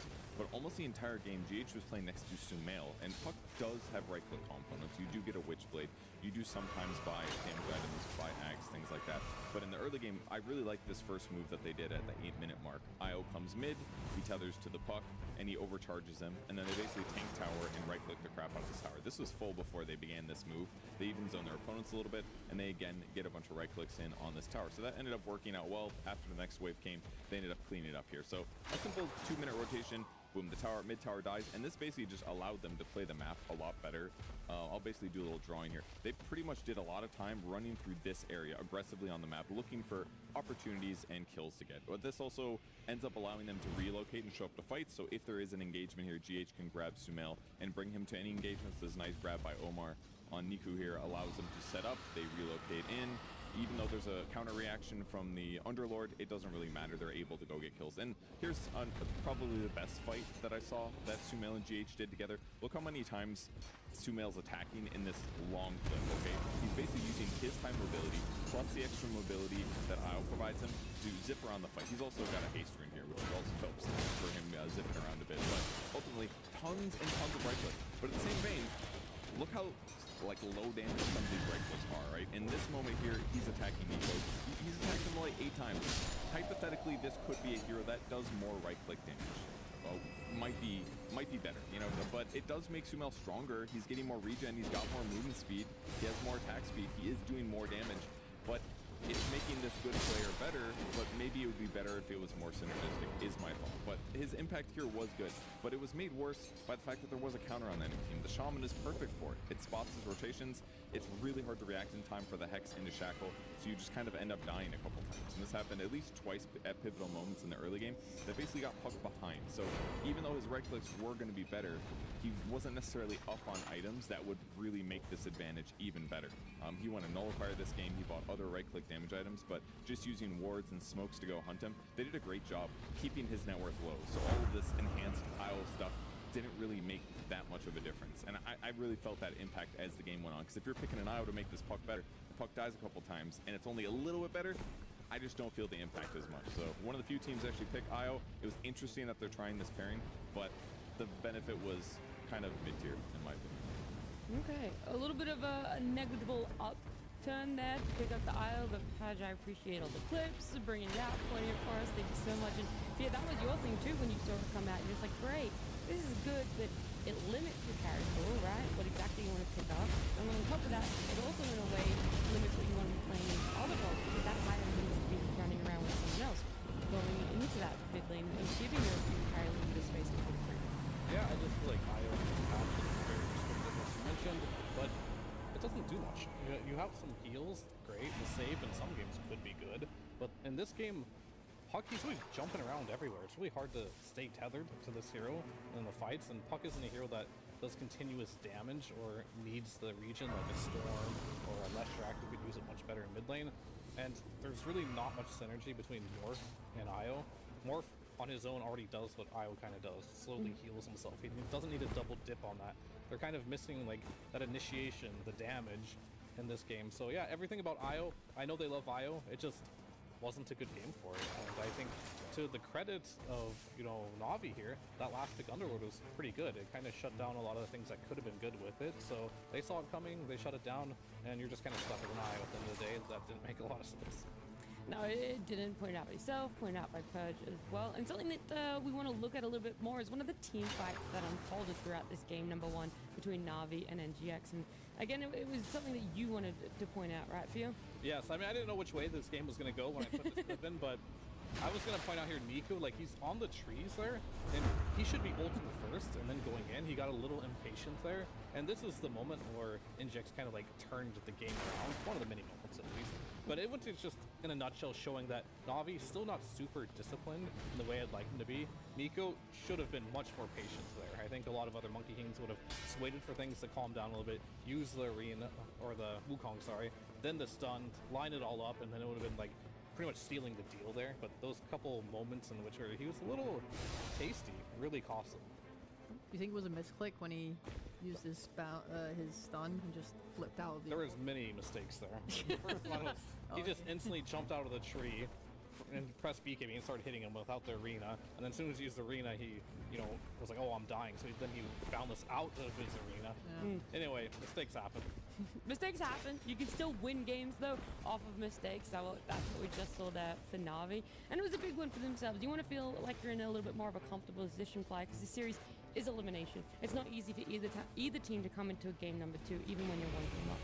No, this is very stressful for both sides, for sure. You're up against the ropes pretty much as Enigma right now, and you need to find a way to regroup and talk a little bit about what happened and just move on to the next game. You don't want to harp on it too much because, yeah, whatever happens next game, you just want to pull out your best data. I'm sure Kuro is probably someone who's good at that, who's going to give them motivational speech, hype them up a little bit. It was good to see them being all relaxed and happy. I think there's definitely a middle ground where you want to be relaxed, but also not too serious. Like, you know, there's a middle ground there where you're still very focused. Yeah. So I think they need to shape up for second game. And they're taking their time. You know, they want to sort of enjoy that break that they have between games, having those conversations that you're talking about, find that focus for themselves. And while they're doing that, we're going to take us back a couple of days. We're Kieran caught up with GH just before the Rosie International playoffs began. Hello, I'm here with GH. GH, it must be great to be back at TI. It feels wonderful to be back finally. How would you describe Enigma Galaxy's season up to this point? How's the year gone for you? The year has been good and bad at the same time. We've had a lot of ups and a lot of downs. So I would say a bit inconsistent, but we're trying to fix that really quickly. What would you say has been the biggest challenge you guys have had this year as a team? I believe the biggest challenges would be rolling back from losses, especially after taking a small or long break, coming back and to remember what made us victorious in the first place, what gave us success in the first place, and try to implement that for the future, because we're very forgetful people in general, I believe. So we all forget what made us win, and then we go back to our old habits, and what was our biggest struggle is to come back to this state that we know what made us win and we got back to it. And in terms of preparation for TI, obviously this is one of the biggest things you've played in. How are you guys prepared for it? And did you do anything differently what you might have done? I think for preparation we did a bit of different things than we used to. For example, working on our mental health more than our in-game plays. For sure we worked on everything in-game related, but we worked on mental health. It's interesting because a lot of teams have started to focus more on the mental side of things and the sort of mentality of the team. What was the biggest influence that shifted Joseph players towards that rather than the old just focus on drafts? I truly believe at this moment, at this point, any team can beat any other team and on any day, except there's a few, very few select teams that win consistently. So this is the only thing that I believe made the switch from focusing on what's in-game, draft-related, plays-related strategy, and going to the mental state. Interesting. In terms of expectations for TI, what are you guys expecting your team to do, and what are you hoping you guys can do? Well, hoping and expecting is a bit different. So I would say we're hoping we go all the way. Yeah. When it comes to expectations, I think we have literally zero expectations because it relieves a lot of pressure from the individual and from the team. Yeah. So this is the mental state we acquired to have literally no expectations at all. So we don't have any. Nice. Okay. You hit number 3 on the MMR leaderboard. Which broken hero are you spamming to get to that level? You want me to be completely honest? Completely honest. I don't really spam one specific hero to get to a specific ranking. It's more about the mental that you bring to the team. So a lot of people in the pub games especially like to quit early. Yes. They like to whine a lot. They like to cry about something going bad. So my mental state, my motto, if you'd like, when I approach these pub games is to treat them like they are babies. Okay. You just have to reassure them, it's gonna be okay, we can win this game, don't be sad. And it takes a lot from the person to always be like, yeah, it's fine, don't worry about it, yeah, it's fine. So, this is my approach to the game, not hero related. Oh, that's fantastic. And I mean, do you think that's just Dota players? Is it the nature of Dota that means that people need to be babies that like that? Or do you think that would be true in any game? I wouldn't be able to comment on every other game, but I would believe that maybe the vast majority of games, if someone is treating you nicely, reassuring you, I would say even coddling you and telling you it's gonna be fine, that you might feel a bit of warmth and you would play better, maybe. Maybe. That's my take on the matter. And is that something that you think you've brought to the team as well? Is that the Enigma Galaxy philosophy is let's be nice to each other and rather than flame each other? No. I think my teammates do not have the same approach as I do in the pub games, for example. Oh, in pub games. Because it takes a lot of energy, but in a team setting, of course, you have to be critical, you have to call out the mistakes in order to get better. Right. But I believe in the pub game, it's not really efficient to call each other's mistakes. And my motto has always been to look at myself first before I look at a mistake of a teammate or a pub player or whatever. So I try to find all the mistakes that I make. And when I'm actually done with my mistakes, which is never the case, then I can I look at someone else. This has been the way I lead my brain, my thoughts, and everything. I don't think you have many mistakes, but GH, thank you so much for talking to me and best of luck in the tournament. Thank you very much.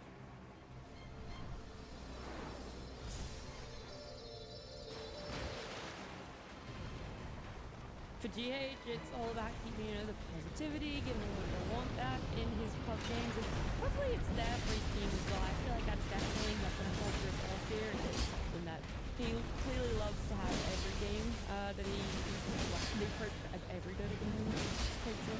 Yeah, I don't think for Inject their personality, like they have inspiring as well. And this is a situation they have before in tournaments where things aren't going well. So this isn't a game that's going to tilt out right away. They're still going to play their game, whether it's good enough or not, we'll have to see. But mentality-wise, I'm not really afraid of them just being like tilted, I guess. Okay, that's fantastic because we want to see, a different different sort of play for them in game number 2 turnaround. And before we do get into that one, though, I want to give you guys an update at home just how our Swiss bracket is shaping up because we're on day number 3 of the road to the international here. And so we've already had our first team eliminated yesterday in Nemesis. We had our first team wallcard this morning for Extreme Gaming. And then we're going to have some more teams play off and have their qualifications appointed to the Graphic is showing scary bottom. In the bottom, yeah, okay. I was gonna look at the qualified one first, but let's look at the bottom part, okay? Let's look at the eliminated. They're gone. They've already populated it. No, it's just the teams that are losing. It's auto-populated, all right? It's in the computer back end. We've updated it. It's a best of 3. I promise you guys. It's a best of 3. We do have our Navi up against the Wild series here on the B stream. It's Wildcard. If you go on C&D, there's a lot of matches happening there too. That one's for seeding, right? Those teams are definitely going to be going all the way to round number 6 in this bracket. They're going to be in the elimination round. But for them, the stakes aren't as high. There's still stakes there. It's still important for them, but not the same way of this series that we are in the middle of right now. Where right now, Navi one game up. They're looking to be evading elimination there, and unfortunately, the Vals got a quick turnaround. They're going to need to happen. Yeah, I hope at the very least it goes to a third game, just because I think these teams are beloved, and it's like you want to see them the most you can. Like we're losing one of them, right? You want to see the most you can. And I truly believe that they have, you know, what it takes to have a nice, good, even game here. Because I think the first game is pretty much like, oh, Navi's kind of stomping-ish, and it's just like, oh, how can Nigma come back? I'd like to see a good, even game.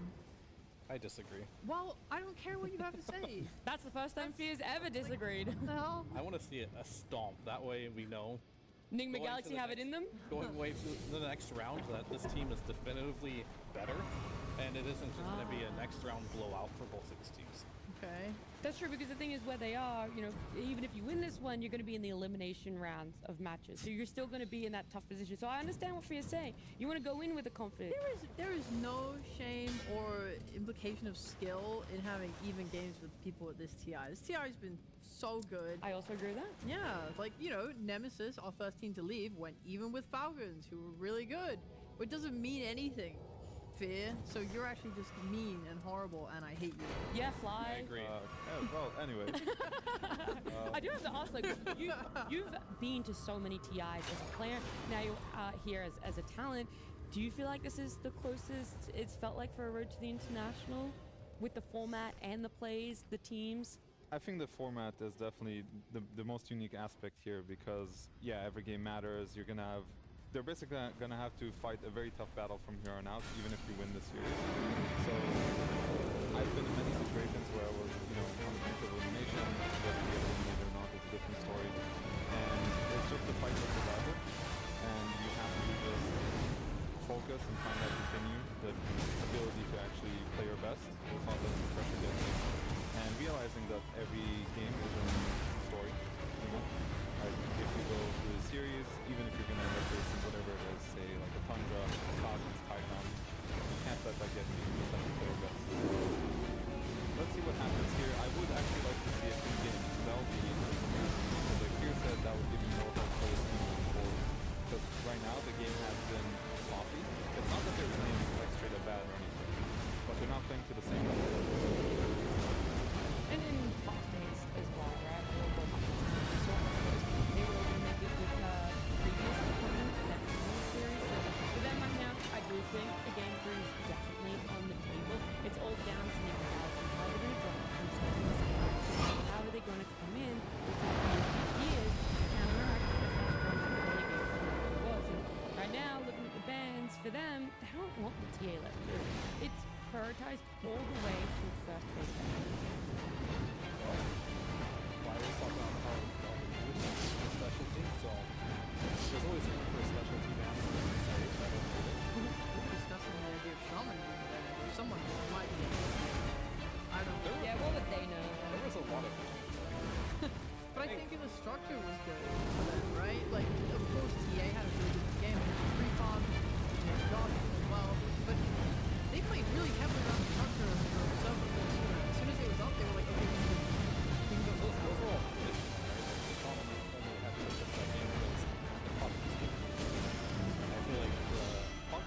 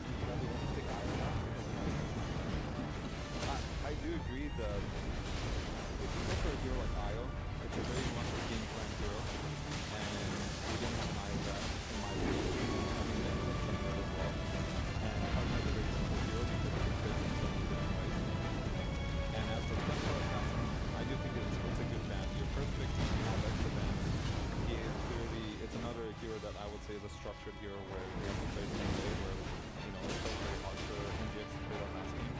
So I like it. We'll see what Navi wants to go with as a response. The song is like a song. Of course, it is on but it's not a straight up response. You know, it's like it's okay. Then what other benefits does Silencer really bring if it's not that direct targeting and countering that overall? I have not been impressed with this hero so far. So you have nothing positive to add. Like in my eyes, apparently nothing. has a 53% win rate, just not in the games I've been watching. Probably 0% of the games you're watching. Yeah, I mean, the hero, I don't have like a good read on like the laning of this hero, this patch. Obviously, everyone talks about the global, but I think for this hero to be good, it must have some benefit in the laning stage to allow the carries to have a better laning stage. I don't know if you play this hero, you can try to chime in on what else this silence of hero is. He can get a good lane if he has a position for trade and he doesn't really see one now, so NGX has the option of just picking something that destroys Silencer. So I think now the Silencer's condition to be useful is having a lot of jump to deal with the Pugna. Because what ends up happening in some of these games is because Pugna is actually not that difficult to play, why items are to survive, whether it's Glimmer, even I wouldn't even consider Thieves if you have a free game against Silencer, just to dispel. The way to kill this hero, which is so something like Storm, in addition, you probably need 2 jumps realistically, but something like Storm plus a Lycan would be able to isolate the Pugna and take him out. So I think the Silencer has something.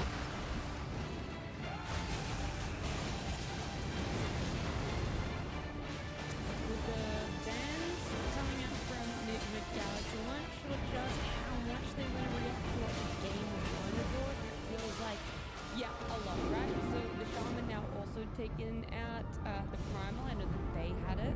So in game number 1, so it feels like they've rated quite highly. They don't want to pick it up themselves. They got to take it out of the pool. The Lycan ban coming out from Navi, and it does mean that Mars is coming in there. That was banned out in game number 1. Yeah, Mars will Navi can snag it themselves. They're definitely thinking about the new hero pool again. Because I'm not sure how much Mars is being played. But again, all the options are banned. Beast is banned, Light is banned, Divine is banned, Primal is out, and now they take Mars, which is a pretty decent hero against Pugna. You can usually jump, and it's such a big AoE you can catch him. And I guess one hero I forgot to mention is that Marcy was in the pool all along, and Marcy has looked pretty good in the most of the games I've seen it. Yeah, she hasn't really jumped out as me. Like, sometimes I don't notice she's not banned. She's not good enough for me to be like, wow, Marcy. Just Can't believe that every game, right? It's looked good in the games I've seen as well. But yeah, I mean, it's solid. It plays quick. I think. Could that be a noob hero? I was gonna say, is it better on a core role or a support role, or is it very team dependent? And this hero is I one think of the more the versatile. flavor of this hero right now is core because they're going for the Helmlet Dominator build. I think no matter where you're playing it, either offlane, carry, Yeah. it's a flex hero. Yeah, I mean, we can see the role records right now for the Road to the International. So for carry, slightly more games played, slightly more positive Oh, win that rate. is a disgusting combo. I played against this once before. If they lane How'd it together, go? Marcy and Tusk, it's just you can't move. It's just so much damage. If you use like the tag team with the bodyguard or whatever, it's just like hit after hit after hit with the tag team. You need a hero that can just get away from this. This is if it's off lane, right? Because carries usually go the... If this is their offlane duo, I'm just saying it's very cheesy. Yeah. But it could easily not be. Marcy could just be carry, Tusk could be 4. Navi has a really low damage lineup right now. Like their laning's pretty nice, but you have no combo with your arena right now. Like Monkey's banned right now. They didn't pick something like a Snapfire. You have 2 supports who don't really do any damage for your smoke ganks. So I really want to see them cover that now. I agree. I think, well, first of all, if I'm Silencer, I'm scared for my life right now. Like, you get caught out, you're just dead. But they definitely needed a hero like SF. I think SF is a good, it was a good pick here. Because like you mentioned, they have no follow-up in Arena. Now they have their Requiem, so SF in himself deals enough damage to make up for these two supports. But yeah, they're kind of, when I picture the game, you want to be able to sometimes kill heroes with just a pairing of two. But now it's almost conditional to have the Mars and the SF together until we see the last hero, as opposed to having a Mars plus a Hoodwink or some hero that just can deal enough damage. What? Ooh, Lone Druid. Let's go. Marcy Lone Druid. Yeah? I mean, Let's go. I mean, I'm a big Lone Druid fan. Really? Yeah. I know. Oh, okay. There was a It's little bit of just, I don't- sarcasm in that one. They've played it before. They have. Yes. And they won with it. It's did like win with it. one of the most Yep. memorable games of this Road to the Eye. I don't know. There's so many memorable games. I know, but like everyone was talking about that. I mean, first this hero's like has been and probably always will be for the longest time Yeah. the biggest Mars counter. Like, you can't spear the bear backwards, and I do not know why, but you just cannot. So This is unfair. Dota said so. Dota did say so. So it's very difficult to play this matchup as a Mars if the bear does get very farmed. The downsides of Lone Druid though are his scale is very questionable at best. Like, the later the game goes, you have like these weird timings where once it's late enough, you can no longer man fight if you're behind because the bear can just die easily. So then you have to go into like rat mode, and the game just becomes this weird like buying, you know, Aghanims on your bear and buying Shadow Blades and just ratting. I'm pretty sure that's how they won the game. They did play this actually. They did, So yeah. this is a hero that turns into a very strong laner, but has this weird mid game where he probably can't fight anymore or gets bursted, and then just goes full rat mode, which, you know, for NGX that could be good. But it's a little off-putting for a lot of teams to want to play that playstyle. That's why we don't see a lot of this Lone Druid. How does Lone Druid play early into Bane between like Nightmare and Enfeeble? I mean, you get the shard and you don't really care. I'll give it a shot. Yeah, the shard kind of destroys Bane. There are also hard counters Bane. Yeah. They have two supports actually that just hate summons. I like this a lot because I think they have a clear idea of what they're doing. Last game I didn't feel like their draft made sense together, but now there is a plan here. They're gonna buff up this Lone Druid. They have Pugna and Lone Druid who can push towers early because they see these two supports who don't do that much by themselves. So the early game is very exploitable on the side of Na'Vi, and I think NGX is trying to take advantage of that. They just have to be able to finish the game if they do get into that position, right? Like, they're a throwy team, let's be real, and Lone Druid can be a throwy hero. So I want to see something from the mid lane that can kind of make up in case something goes wrong, like a little scaling hero. I'm trying to think though, because you are laning against Shadowfiend, it's not that easy to choose a hero. Maybe Sniper, but it's kind of bad against Mars. Okay, Invoker. So it does fit what I was saying. It's just more buffs for the bear with Alacrity. So they're going full out on the bear. A hero that can lane against the Shadowfiend. Maybe he'll go the Dominator build as well to kind of amp up the game. But overall, I think NGX has a good idea of what they're doing, and that's what I'm happy to see. This is like a perfect game for my two favorite heroes. I think Weaver carry also be really good here. I'm just concerned for the safe lane of Na'Vi right now because it is going to be tough. I think you need to play a hero that has some type of get out of the button, whether it's a Gucci or Blade form, or anything that can resist Blade quickly, because the amount of damage they can output is more than any hero has health for. So, I mean, Basic Void could work too. They definitely need something that can just sit there, and if you decide to commit a nice shard or a rebound, you can just get out very easily. I'm thinking Morphling, but it's just so greedy, and I think they're going to get run over. That. Not sold on that one. Or do they go the route of just standing there and trying to out damage? They will die. Okay. I tried to defend the gyro, guys. I'm sorry. Really tried. I mean, the way you play this lane, which could work, is you just continuously flak spam with Arcane Curse, and you have to get them. They have to stay low enough to the point where they can't commit. But if they ever push the lane out, which Gyro loves to do, by the way, and you're in a position where you get disposed and rebounded with tag team, Silencer's not going to save Gyro. He's going to die, so a little afraid for that lane. You're afraid of the lane. What about in that mid game, right? Because we already talked about Lone Druid, he's that sort of funky hero that's mid game. Takes the potentially lose that momentum. I think NGX is going to snowball this game. Yeah, okay. You're like, it's not even going to get that. We don't have to worry about it, right? It looks snowballing, and on top of that, if it does go late game, I don't know how they're gonna deal with this lone druid ag split push, whatever the hell. Like, So game 3 is what we're looking at. it looks like Na'Vi want to be together, and then you're just gonna have to deal with that. Yeah, game 3. Okay, all right. NGX all the way. I think this is a good Yeah. strategy, and I really want to see them go to game 3. Okay, is it also going to be in that, because you said, yeah, we want to see a game 3, but we kind of want to see Enigma Galaxy bounce back. We kind of want to see a stump of a game, and you really don't see any way that Na'Vi can come out of these lanes a little bit ahead, or at least even. There's definitely a shot. I think Gyrocopter was a better idea than some Morphling, at least a hero that can fight back. I think he's gonna he's gonna suffer a little bit, but it gives him a better shot. But yeah. Okay, all right. So no one's really putting their faith out there for Na'Vi right now. That's not to say it's impossible for them. We're just saying it's definitely going to be a big struggle for them. On the side of Enigma Galaxy, though, this is what they needed. They set themselves up for a very good game for number 2. So I don't want to waste time anymore. I want to get on to it, and I want to get on to our casters, Synderen and Sunsped. Hi, welcome to game 2, NGX versus Na'Vi. Is this going 3? Panel seems to think so. Yeah, I think so too. I think I would favor Enigma Galaxy in this game. Again, the issue with this just is, and we want to see Enigma Galaxy overcome their demons to make consistent wins out of good situations. Because I agree, I think this is a game that Enigma Galaxy are supposed to get ahead in just on paper. I think they have very good lanes. I think they have very good acceleration as well. You just need to, okay, I'll look at the game instead, as you wish. You really need to keep your wits about you as well. Because if you mess up a little bit here on Enigma Galaxy's side, there is a ton of teamfight potential on Na'Vi. You've got Arena with Shadow Fiend and Gyro doing massive AoE damage. You've got Global Silence.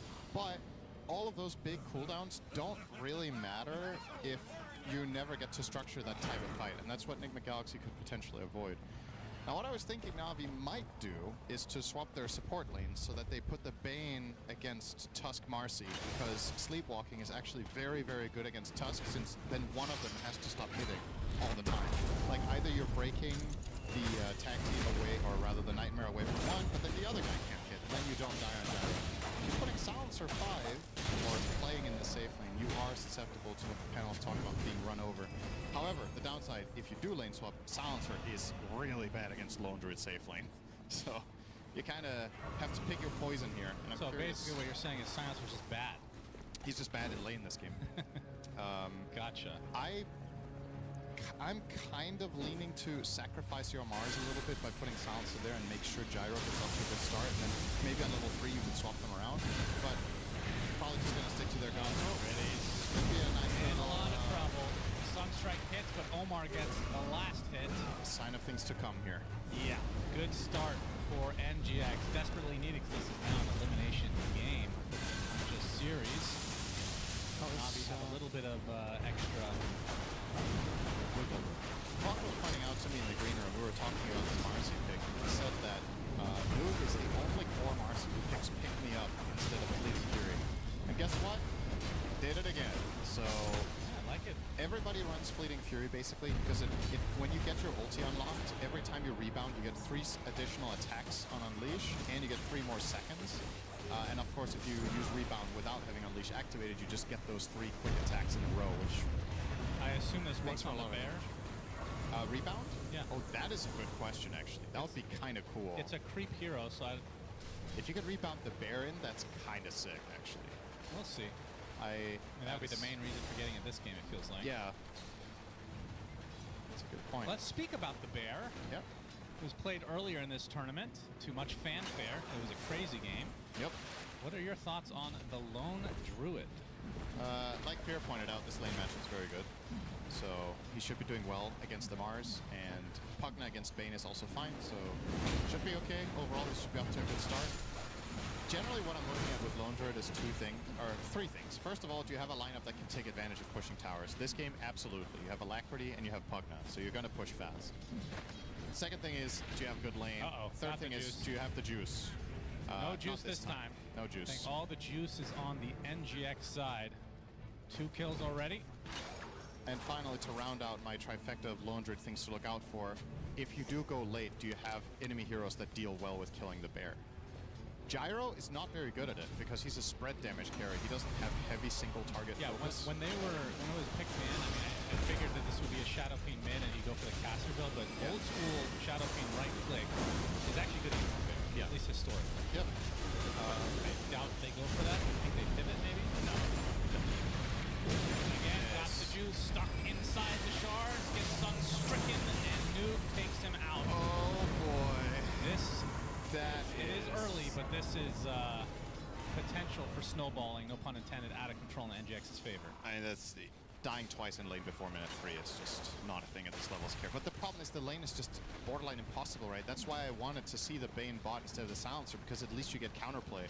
Yeah. Here, if you get hit by rebound, you're just dead. Like, what is Silencer supposed to do? He can look at you and, like, cheer for you a little bit. I mean, he does have a fearsome face. Another Ice Shards play. And the tag team, another kill for NGX, dominating in this bot lane. Zayat's now getting chased by the bear. Blood grenade applied. Sunstrike not going to hit this time. Pops the fairy fire, but I do believe he's dead. Root activates just to add insult to injury.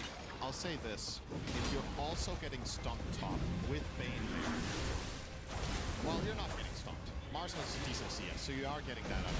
But it's hard to make a case for this being the correct laning if Bane is also struggling, right? Like, at the very least, you have to... I think a lot of Nami's best games have been off of Got the Juice getting a really, really strong start. And look what he has to do now. Level 2 jungler. Oh, when's the last time you've seen this? Good God. Well, can't let it be cool pub. Level 2 in turbo is basically 4 slots, so then you can already jungle, of course. And that is as rough of a start as we've seen in our cast so far. And you can't set anyone down here either. The support can't lane. It's just going to get... Riddy's just going to try if he just gets over the tower. It's calling, Mid lane is the one shining spot for Na'Vi. Yep. As Niku just had to say it. Sunstrike's not going to hit, but they have more than enough damage as Omar. I mean, this is the thing. When you dominate a lane, you can just roam around and neutralize the other lanes. So now the mid lane, Sumail's going to be super happy despite having pretty big disadvantage in the CS. Now back to base to get mana, to be able to farm. Not to get ahead of ourselves, but this is a game that is hypothetically just a checkmate in 15 minutes. It is possible that it gets to that stage because, as you said, bottom is unplayable. If Tusk starts running mid and killing for Invoker like this, and Sumail also gets ahead, you win there. Lone Druid is going to free farm now, so he's winning too. And your playmaking potential on Na'Vi comes from levels that you don't have. So when you reach level minute 7 and it's time for Wisdoms, honestly, I think Nigma Galaxy could get both Wisdoms too. And if they do that, you're just really stuck with these two supports. Bane and Silencer without levels, they're not making moves. You're mid SF, he's not making moves because he's SF.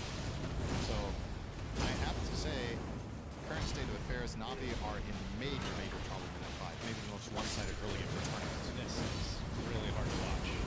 Got the Juice just trying to stay in XP range as the safe lane carry. And that means Noob can just have free reign.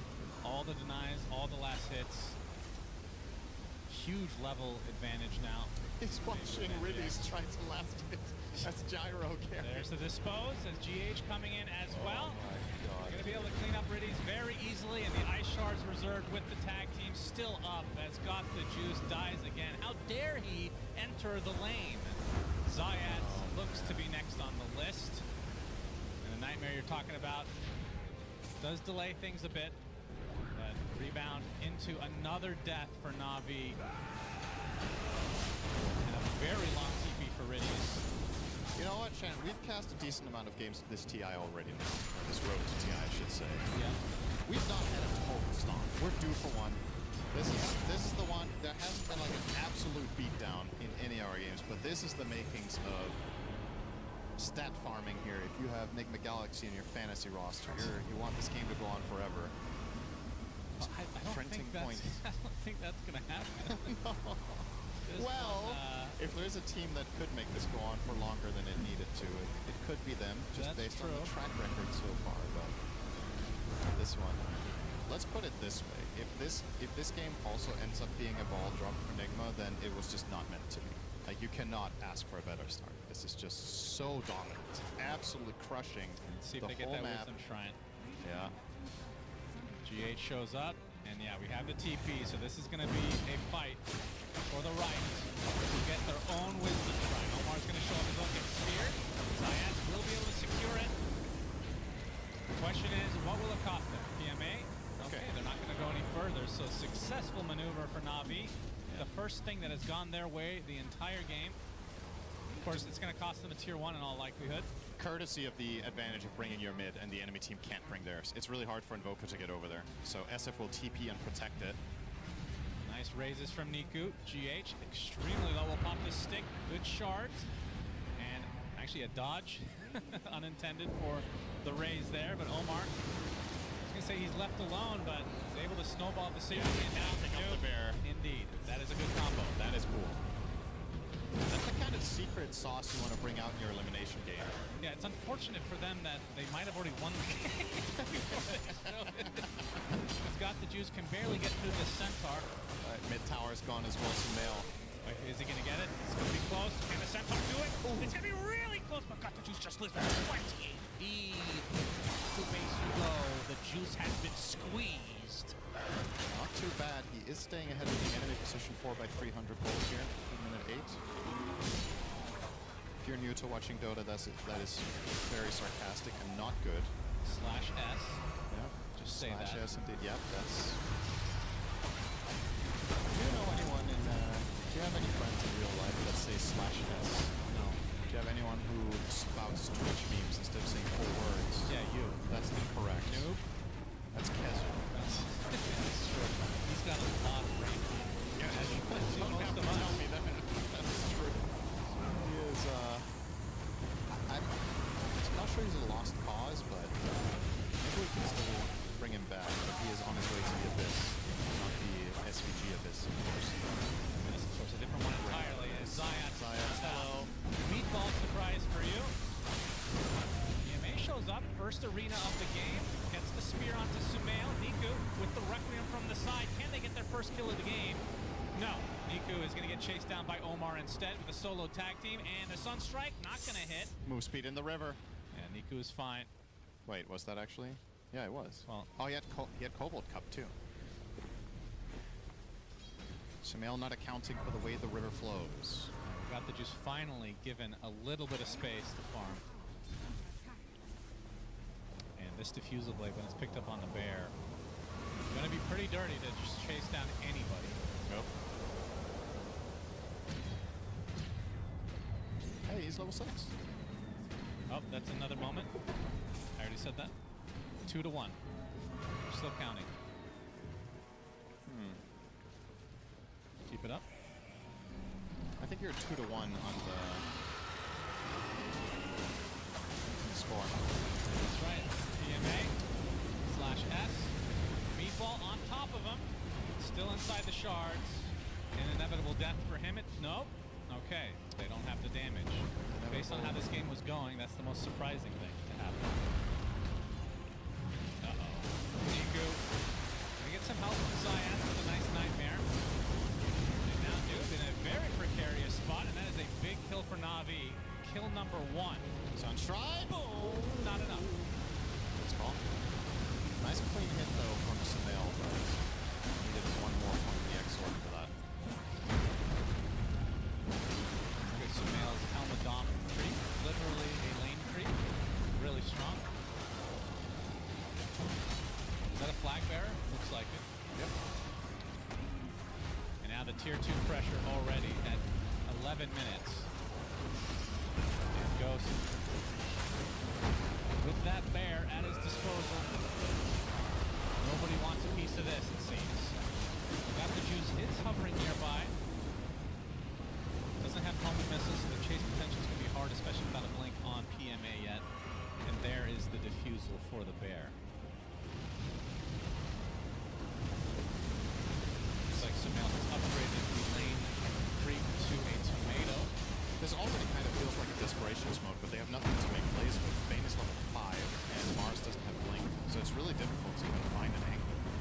They will try to walk in for an arena, it looks like, and might just... Cold snap, yeah, he does get the arena onto 2. Global silence to follow with the Requiem as well. 2 big kills for Na'Vi. Okay. That worked. Well executed. Didn't get in the snowball in time Showing some signs on of life, Omar, perhaps. and that's big. So, Ghost, yeah. though, still left alone. Call down. Gonna dissuade him from pushing any further. I'm really surprised they pulled it off. That was with brown boots and against Snowball, but they timed it perfectly just before Snowball comes off the global silence. Prevents the counterplay. Enigma Galaxy back up nowhere to be found there. The remaining heroes. Now that was their big play though. Those are the big ones, so now it's going to come at a cost. Got the juice. No more mana with that defusal being shown from Ghost against the root, but not enough to actually finish the job, but they will be able to finish the tier 2 instead. And that is very early timing. I think he could just ball over to mid and take it too, to be honest, if he wanted to. But I'm not sure it's the most efficient play on the map. This is kind of one of those games where you know it's a given that you're getting these towers soon. So you want to do it the most efficient way possible. Yeah. Your latest Ayats. Easy kill for Sumail Sunstrike. Niku's still hovering around. It's a stack, so it's an easy raise, but it's gonna cost him. Greed will be his downfall as we see the Centaur stump come out. Dispose kill for Noob. He's got the juice, finds a lowly support GH that may have more farm than him. No, that was an exaggeration. Radiant structures are Still Slash can't S. do much about True. Damn, that was a perfect opportunity actually. Goes with a little pause. Seems like he's moving his headset around a little bit. So while we have this moment, I would like you to explain, and I know you can just read it, but it's just more fun for you to do something for once. Okay. The shards and ags for Lone Druid. Because we were talking about this yesterday, and some of them we had forgotten, actually. Yeah, well, okay, let's see if I can do them all by heart, because you barely see this hero played, no pun intended, and then they've been changed a bunch. So Lone Druid's Bear's Shard is the one where he can play semi-Bat Rider with a lasso. It's called Fetch. Yeah. So he can grab a target and pull them toward his team, and it does damage, and it's like it's a root, right? Then his Bear Scepter is that the bear can play independently from the hero. So that's the good old Scepter where the bear is no longer leashed to you. His own Scepter is where he can give Spirit Link to an ally, but then his bear becomes inactive. So it runs back to base, and then your ally is your bear. And his own shard is the Savage Roar upgrade. What does it do? I actually don't remember this. Basic Dispel. Okay, I'm cheating now. Now he's reading. He was not cheating until this point. Basic Dispel, and then move and attack speed bonus to allies and around the bear. And yourself. It was close. I got 3 out of 4. Such a cool design, though, I have to say. This is one of, even though I'm not a Lone Druid player, the idea that your summon gets Ags and Shard is awesome. I think the Bear Shard is actually pretty good. Riddies. Get decrepified as, oh, this could be a big one onto the Lone Druid. Look at that damage. Got the juice, has got the juice this time. Well, he fixed his headset, but this time the keyboard not getting off the true form might have made a difference there, but got caught off guard. Maybe he was microing the bear at the time. I was just gonna say, I think in this game, the Lone Druid Shard, first of all, the Bear Shard, where you get the pull, I think is a pretty interesting concept. It's even better with Pick Me Up on Marcy. You could jump into the enemy and then you can pull them back. You're effectively giving the bear a blink. Yeah, that's true. Or a Force Staff, at least. So then Marcy can jump onto SF with the bear can lasso him back. Just hope we see it. I don't think Ghost will spend the 1400 on the shard, though. What do you think the percent right now is? I mean, they've been getting a couple of nice kills on the Navi side. If you had to guess right now. What the graph says? Yeah. 25, 75, maybe? Well, okay. Would be my guess. Let's take a look. Wow! Okay, that was pretty close. Wow! Pretty close. By that, I mean flawless. Yeah. As we've all come to expect, of course, all my predictions are true. If you check my predictions for the tournament, I probably was 0 out of 16 right. Yeah, that was really nice. Happy to get one. It's a broken clock, right? Twice a day. That's right. I have a trivia Zayat question steals for the you. shrine. Go ahead. If all heroes in a team have their shard and you kill the Tormentor, does the bear get its shard? You know what? I would actually guess no, but I also think it doesn't, but I don't know. because I don't think the bear has a net worth. right? Yeah. It doesn't count as an actual hero. Plus, it could steal it from supports, which would be really bad. And, Well, it depends. The bear shard is better than a lot of hero well, shards. yeah, I'm just saying, but they would be satisfied. Oh yeah, we can't have that. No, of course not. Yeah. It's a freaking bear. Anything Valve have done in the last 5 years of this game is coddle up to supports and make them rich and happy. That's why they get MVP literally every game if they place a single ward. If you play Witch Doctor, you get MVP every game. Yeah, that's true. So, do you agree with the 75-25? Yeah. You don't think it's more than that?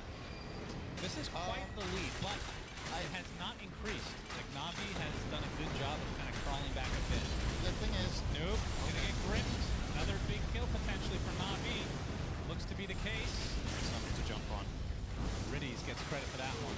Wait, where is his Nightreign actually?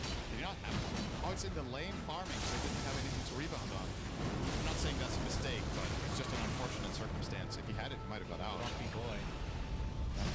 Very sad. Walks like me, actually. Yeah. It's waddle.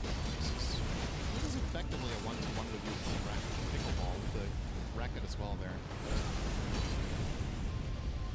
Oh, gets the Congregations of the Deep right before the death. Big play on the Croaker.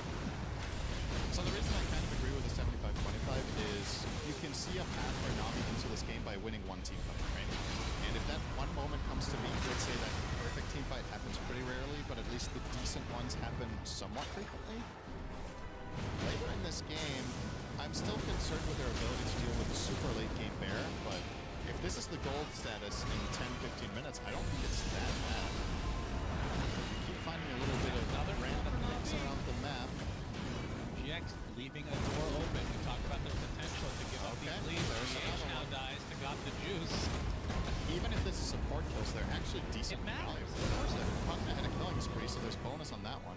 Got the juice, got like 500 gold for this kill. Oh. Unfortunately, the recap is not updated. I think it's still showing the Shadow Fiend one. Try again. Okay, Shadow Fiend, one more time. There it is. Oh, wonderful. Okay. Got the juice pretty close to finishing his BKB. So, I mean, considering how his game started, this is honestly playable. absolutely. Typically, you see the Ags beforehand, but obviously, with this much of a deficit, needs to switch it up a bit. They're getting some decent items. Mars got Yules, SF got Kayasha. Silencer is somewhat close to a Force Staff, which is actually a very good item this game. You're playing against Ice Shards, you're playing against Tornado, playing against the Bear, even against the Pick Me Up, like we talked about Rebound. Just being able to reposition and kite. It's the name of the game here. If you can avoid the first volley of spells from Enigma Galaxy, they don't really have that much afterwards, and then maybe you get an arena, suddenly your big spells could just hit. All right, well, and GX will be going for the Roche play. Lest we forget, they were up 10-0, right? Yes. So the mid game has gone 2-7. This will with be a a massive freebie. As to be expected, Navi definitely cannot contest this yet. But they are definitely crawling their way back. There was a 6K lead at a very early stage of the game. Now it's 5K lead at 18 minutes. We've seen this lead evaporate before. It's got the juice able to evade. Oh, I say that. We're going to get the fuse now. Ghost with the bear. Can't attack. Now the BKB online from Got the Juice. So Axe will be next.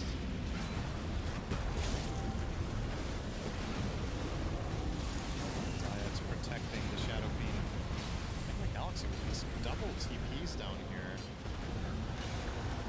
Surely if you make this TP move, you are connecting your heroes through the graded jungle and trying to put some pressure, but what can you really claim? There's going to be a Tormentor top in 30 seconds. That's what you should really be looking at. Of course, hoping to get the shard on the bear in case it doesn't work like you think it does.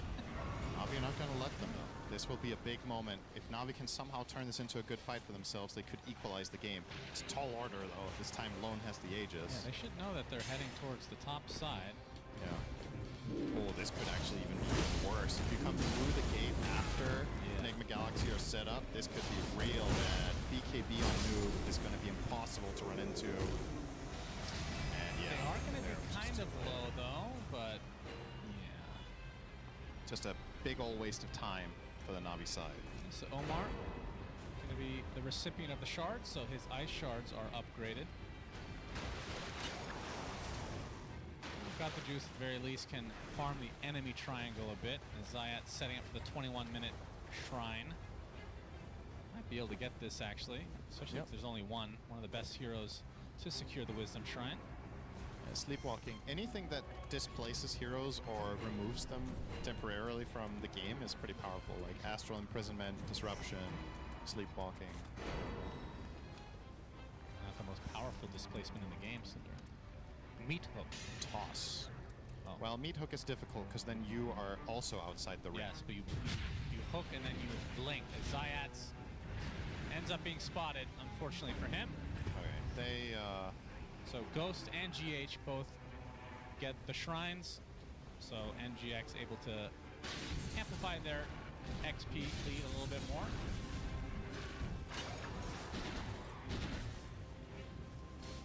So got the Juice, only has one component of the Aghanim Scepter. We haven't talked about the SF in a bit, but has the Blink and Yashakaya, so Ags will be next for him as well. Yeah. It's an interesting game for Shadow Fiend itemization because usually you really want to get BKB after this, and you probably have to because of Invoker.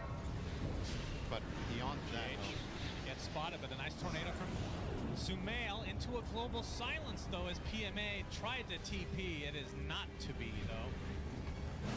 Drops to the deck as Sumail gets credit for it. this is kind of costly burning your global to try to save Mars there and Arena. I would like to see Enigma Galaxy force Hydra on bottom here. Like, this is a lot of advantage, but this would be even better, perhaps. Absolutely. Niku gets the Requiem, attempted TP maybe, goes for the raises instead, knowing that he's likely to be falling to the ground. Sumail, another kill to his name. Yeah, now you should definitely go high ground. That one Force the issue. felt like Navi were trickling back in ever so slowly, but this one really hurts. The unfortunate circumstance of this is this Shadow Fiend kill is really good, but it means you've split your heroes 2 and 3, so you can't really force bottom, and the top wave was pushed in far enough that Ghost can't really go and hit there either. But there's still going to be global and arena cooldown for a little bit if you wanted to poke. Considering you have that Aegis, why not? Just need everybody there. Need a Lacri on the bear, need the Pugna there.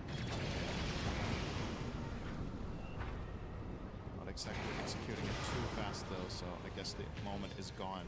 Yeah, only 40 seconds left on the Aegis, so NGX is going to play it a bit safe, it seems.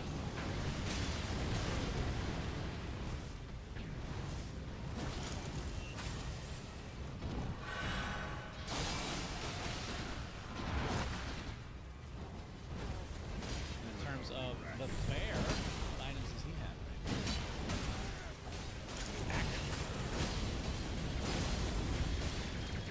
Has the Mjolnir and the Diffusal Blade, and now we'll be going for the Aghanim Scepter, so no reach. Yep. Tornado throws him out with the Meatball to follow. Ice Shards not completely connect, but Zayat walking into the Sunstrike. It's not quite enough to get the kill as Nuke comes in with the Unleash. Now the punch from Omar. Global Science a little bit too late, though. PMA brought to the deck. The bear, though, taking considerable damage. It's going to be the bear down and out. Okay, not too bad of a defense, really. You use Mars, you kill a bear, you force BKB from RC. You do have to global, though. Yeah, Enigma Galaxy can just choose to not commit and still retain solid map control. Would love to see them pick up a gem here. I feel like when you're in this dominant position, just keep locking down the map as much as possible. Triple essence ring, that's true. Pretty good against Gyro. 2 essence rings. Alright, well, Got the Juice can get his Ags. The question is, can he get to the secret shop, which would be a tall order considering NGX are in that area at the moment. Radiant are scanning. They scan their triangle. Sumail's going to show a little bit north of it, but this looks like an opening for Got the Juice to be able to snag that bad boy. It looks like Noob is queuing up a Lincoln's for his Marcy against Bane in particular. I suppose when you do jump in with your ult, Bane has a little bit of cast time on a secondary spell. But a lot of the time we see Marcy's in this slot just get a Basher and just kill a core. So I don't know if this is a bit too defensive, because even if you get gripped, you can still get saved by supports, unless we're talking the Nightmare scenario where you get caught and globaled and therefore cannot be protected, and you are the target. Don't know if that's what you really should be building for rather than all the positive ones. Zayas has his sights set on Aghanim Scepter on the Bane as his second item. Yeah? Very ambitious. Good luck with that. At the very least, he does have... Well, hang on. Mordred has his shard, right? Yeah. So... This was probably an instance where it got the juice. Regrets going for the BKB first. Hasn't needed it. Yeah. The Axe would have helped him farm quite a bit. PMA spotted out and taken out. All in the meantime, is going to take a call down with the Rocket Barrage to follow. So at the very least for Navi, they get a trade, but again, 4 for support.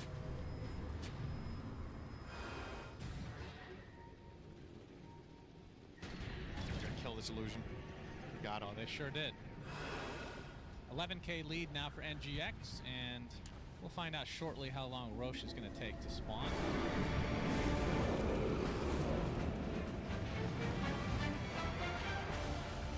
Just going to see some creeps here. Takes out one of Sumail's. I like that theoretically is decent against Helms later in the gyro. Yeah, especially if there's more than one. Black Cannon is nice to kill multiple targets that aren't too high HP. It's alright. So, do you think this was more of a draft issue, or I mean, I know you were harping on the lanes and to switch things up. I mean, in the end, do you think that made all the difference? I think it made a huge part of it, and I think yes, it is a draft issue. And if they swapped the supports around, I think it would have been better, but they would have still lost. But I think they would have lost by less. And that's what you have to strive for in games where your lane picks just aren't the best. It's about stemming the bleeding and not getting run over. Everything that has happened is a consequence of the first 5 hours. And you can say that every time, because yes, obviously the early game comes first, but the extent to which Enigma Galaxy are leading was built in the first 5. NGX, they want got the juice, gets punched in the air and destroyed. No buy. No buy at all. Only buy. Gritty will dodge the tornado, but just a matter of time before he's found. Now a lightning bear is after him, gets rebounded in his face. Requiem will be used. They'll take out GH. Now the rest of Navi have to get the hell out. The Galaxy with that smoke, they find a connection on Gyro, but they don't have the waves to hit high ground once more, so probably just going to turn into a pick-off and farm. Roche is up too. So say that maybe this mid-wave makes them tempted to go and do some damage with Bear. It's only 10 seconds to even get there. They're just going to zone control instead. Go for it. EMA in the meantime takes their wisdom.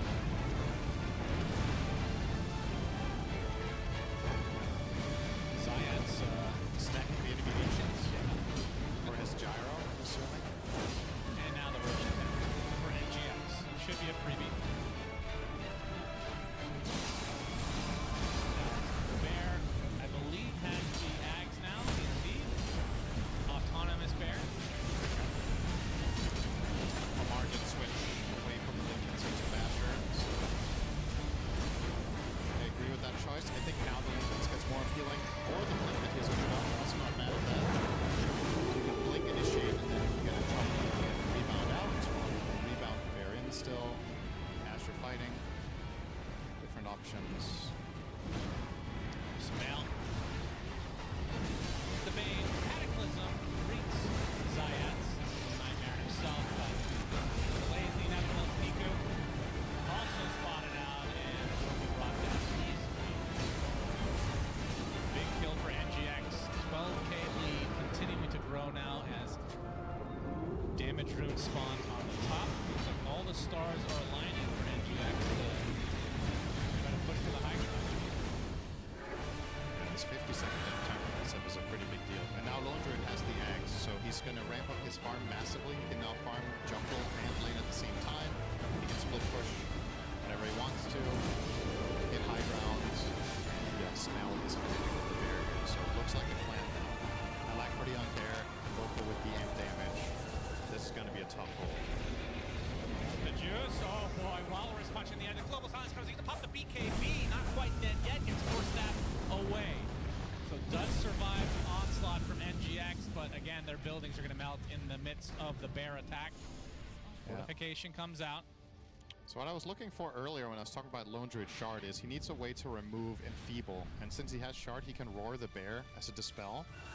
So that historically was a pretty good way for Bane to counter Lone. It was actually just enfeebling the Bear, but pay your way out of it for 1,400 gold. And Ghost Bear has come back after getting a nice healing session. And a Nightmare to delay a bit.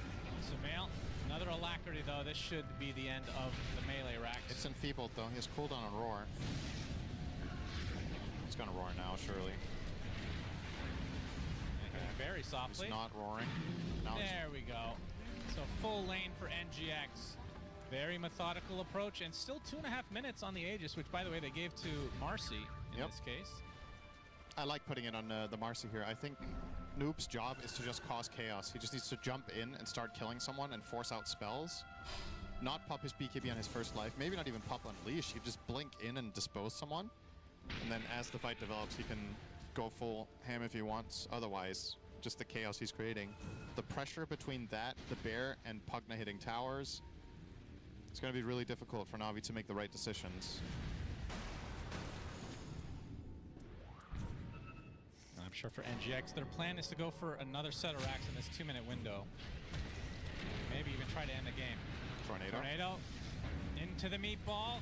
Got the juice, has to pop the BKB. Unleashed from Noob, doing quite a bit of damage to the gyro.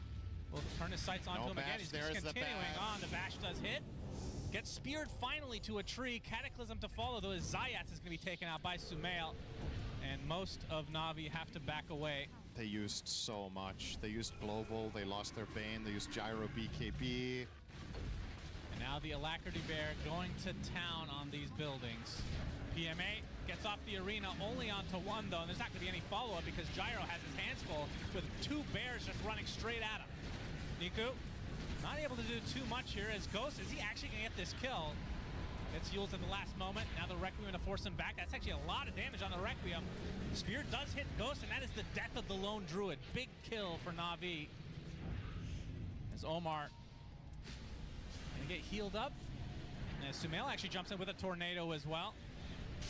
Likely to be no follow-up. Do they continue this push? Remember, the bear is still the bear is still alive. Because of that Aghanim Scepter, and they're going to find the Shadow Fiend inside the Ice Shards. Has to buy back. As now the fortification comes out again. This is likely the last one. As the grip actually does find the marks, but a nice snowball save. Niku inside the shards. This is going to be a dieback on the Shadow Fiend. And Ghost Bear can just finish the job.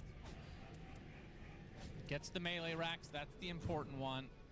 And NGX gets out with most of the bodies. I mean, in that whole engagement, was it just the 1 kill on Ghost? I think so. Oh, wait, they got the Marcy Aegis. The Aegis, sure. So, yeah. And you could even make the case that Ghost overdove that, didn't need to play that aggressive. He could have taken the barracks probably, but wanted to go for the killing blow. Not quite enough, but fortunately for Enigma Galaxy in this game, they're in such a commanding position that mistakes are pretty reparable.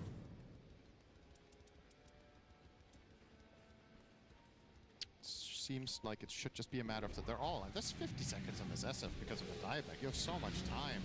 You can take Tormentor, you can push out all the lanes. You're going to get a shard now for GH, which is relatively inconsequential, but tier 1s, all 3 up. Crazy. The fact that this has lasted 35 minutes is more surprising than anything. Yeah, this might be the first game of the tournament that a team hasn't lost a tower. Was that in the fantasy?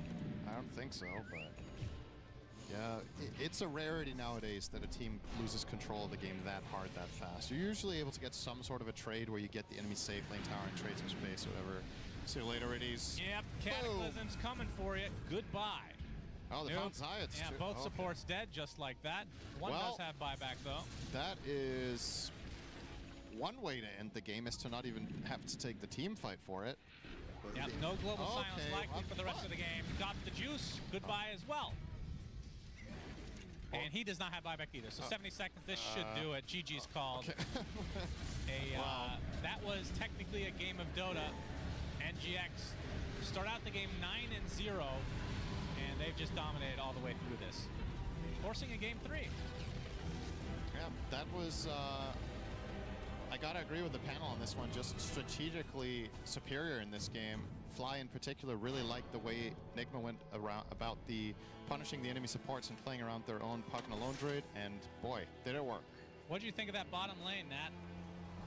I thought it was good if I'm a Enigma Galaxy fan, and I thought it was atrocious if I'm ever going up against it in a pub game, which apparently Fear has done multiple times. You knew exactly how that one was going to play out, and yeah, it really did not differ at all. They just ran them down. Too much damage. No escape at all. Wow, she just covered the entire game. The bottom Nothing lane. left for us Wait, to do. whoa, Sunsman started it, all right? Don't blame the messenger. Yeah, I mean, I've played against that once in a pub, and I was like, I also went 0-5, and I didn't know really what to do there. Clearly, Juice has not played against us yet, but now he has. It's a very memorable moment that he will probably not fall for again.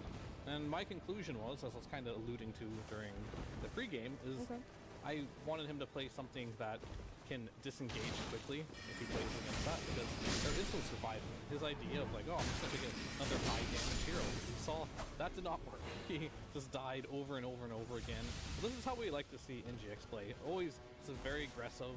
Sure, it might look like they throw a lot of games, and yeah, they do, but that's because of their aggressive playstyle. They like to end games very early, or at least play very aggressive. And this game wasn't completely clean by them by any means either. There was a lot of mistakes, but it was good enough, and I want to see this type of playstyle going into game 3 as well. Yeah, it definitely fell into that category, like you're saying, with some of those moves. They like to play aggressive. If they work out, you're sitting here, you're praising it, right? Not all of them did work out, but it was definitely more than enough. Everyone doing what they were meant to do there. The Lone Druid being a big one, rare as well, not just that combination of the Tusk Master, but Lone Druid all around. They didn't have to vet this time either to get the Lone Druid win. Yeah, well, it was a whole combination. I mean, Nigma had a very strong draft identity. You had a Helm on Invoker, you had a Helm on Marcy, you're winning, you're playing strong lanes, you're playing a team that is able to group up and push. I think that's where the sloppiness came in early game. Like, we do have to talk about how Nigma has the potential to throw. I think they split up too much and kind of overestimated how strong they were. Noob, for example, tried to solo kill someone bot lane under their tier 2 alone and just died to like a single TP in. You had Sumail and Omar getting arena'd in the mid lane and dying to the combo of that plus Shadow Fiend ult. You had Ghost farming alone in the triangle, getting kicked off there. That kind of sequence, if that had continued, they could have actually won the game. And that's where I'm worried for the team. But obviously they did get their stuff together after that, but playing a little bit more tightly, and we had a good game. Brought themselves back to what they wanted to do, which was put towers together. Yeah, I do like for both sides, right? The Nigma Galaxy were willing to be more aggressive. They noticed that, hey guys, this might be turning into one of those games very early, and they pulled back, and then we haven't been able to see consistently in their other series. But there's also something to be said there that implied to the side of Na'Vi. We were able to get those numbers. We were able to read that part of the map, see that that's what Nigma Galaxy really took the advantage of. Yeah, the game is kind of in shambles. So what you're probably saying to each other is, let's just place super defensive wards on high grounds and hope they run in. And they did run in a couple of times, you know. So I think it was a very hard position when your carry is jungling for like minute 3.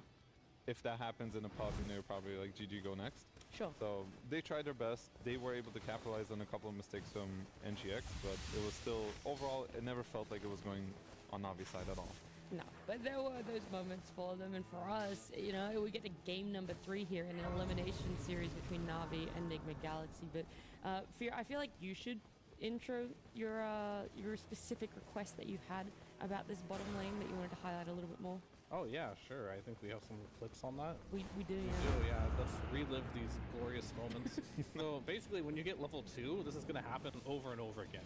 They're just going to press tag team, and they're going to press bodyguard, which when you attack, your partner attacks. that adds on top of the tag team, and you just can't move. You're taking bonus damage, and there's only one answer to this, and it's getting the hell out of there. And you can't just do that unless you're a hero that has an ability to do that, and Gyro is not it. And you'll see this kind of like completely rules the game for them. Bot lane was unlaneable. Top lane never really had a chance. Mars can't be lane versus Lone Druid. One of the strengths Lone Druid does have, he's very strong in lane with certain matchups. So they just kind of got dumped on their side lanes this game, and there was no recovery from it. Yeah, a hard one. It's kind of difficult to really break down anymore when you realize these side lanes, they run away with it. Female and Folk are kind of doing exactly what you need to do when they started banding together a little bit more of a team. But then how do you stop something like this happening, right? It goes back to that draft, I feel like. Yeah, I think they have to rethink pretty much the entire structure of their drafting. Yeah. I think first picking a silencer is not working out. I think it's just too random and it doesn't have any impact. In fact, it just gives the enemy too many openings. I would say they're gonna ban Marcy next game because I would not want to run into the same situation where NGX has even the possibility of picking this Lone Druid strategy again. So that's what I would revisit and just consider better openers. Do you guys feel like you have any other takes on that one, or Fly's pretty much hit the nail on the head? No, I definitely agree with Silencer. I haven't seen it win yet, so I'm not sure Do what we this have strength is. do we have the stats for Silence? Yeah, he was like 53%, but 0% of games that I've seen. Okay. And how That's many the have you only seen? stat. 3, 2? I feel like we got to 3 get or a bit more 4 at context. this point, yeah. Okay. But they're all were similar theme. They were picked very early Yep. in the draft, and then the lane went poorly, and then I feel like you're just playing from behind a Silencer isn't good. So, yeah, it's not really working out. Maybe they still could have won. I think the biggest issue was that last pick Gyro. You were supposed to have impact as a carry. You were supposed to have an answer to this lane that you saw. And it was really flat. So there's a lot of areas where they could have been for sure. I would agree with that. I just feel like he doesn't seem to be a good hero into the style of movement and like this, especially when Lone Druid's on the board. Like, Silencer doesn't do anything. Literally, Bear doesn't even need spells. It really doesn't do anything at all. You even need to ban that if you're gonna put Silencer. Or just don't. I just don't really break this back up. Okay, well look guys, we've given our ideas, the players themselves, they're going to have theirs. And we're going to go back a couple of days before the version of the players kicked off, but no matter what, I'm here with Gaiax from Navi. Right, the last time you were here in 2022, how does it feel to be back at the International? Yeah, it's amazing because, you know, international for me is full of track because I can't live without that feeling to play top tier tournaments. And how different is it this time around? You know, back then with Secret, this time you're the captain, you're the drafter of this young squad. What's that like? Yeah, it feels different because, you know, I was in TIS at 19, I was young with Navi, and 2022 I was with Secret, and I was like just a player. But now I become a captain, so I'm leader of the team, and my team is kind of young, so I guess it's maybe youngest team. What do you think the advantages are to having such a young team? Yeah, I guess it's flexible and just feeling that we want to win. Quite an easy team to captain. Not that easy, but yeah, it's kind of cool to work with them because they're, you know, listen a lot and they're ready to learn. Sometimes it's easy, but sometimes it's hard. So, what was it like when you very first joined the team? Did you take a bit of time to listen, to learn, to figure out how they played? Or were you immediately coming in and, you know, trying to make changes? First, I was feeling a lot of house, especially in our communication. You know, they're young, everyone talking and spamming, and yeah, it was about house. And the second one, it was about how they really want to win and how they learn fast. Well, we hear a lot from you know, he's very vocal, and you know, I've talked to Riddick as well. Can you tell me a bit about like PMA and Gossip Juice? What's the biggest qualities as teammates, firstly starting with PMA?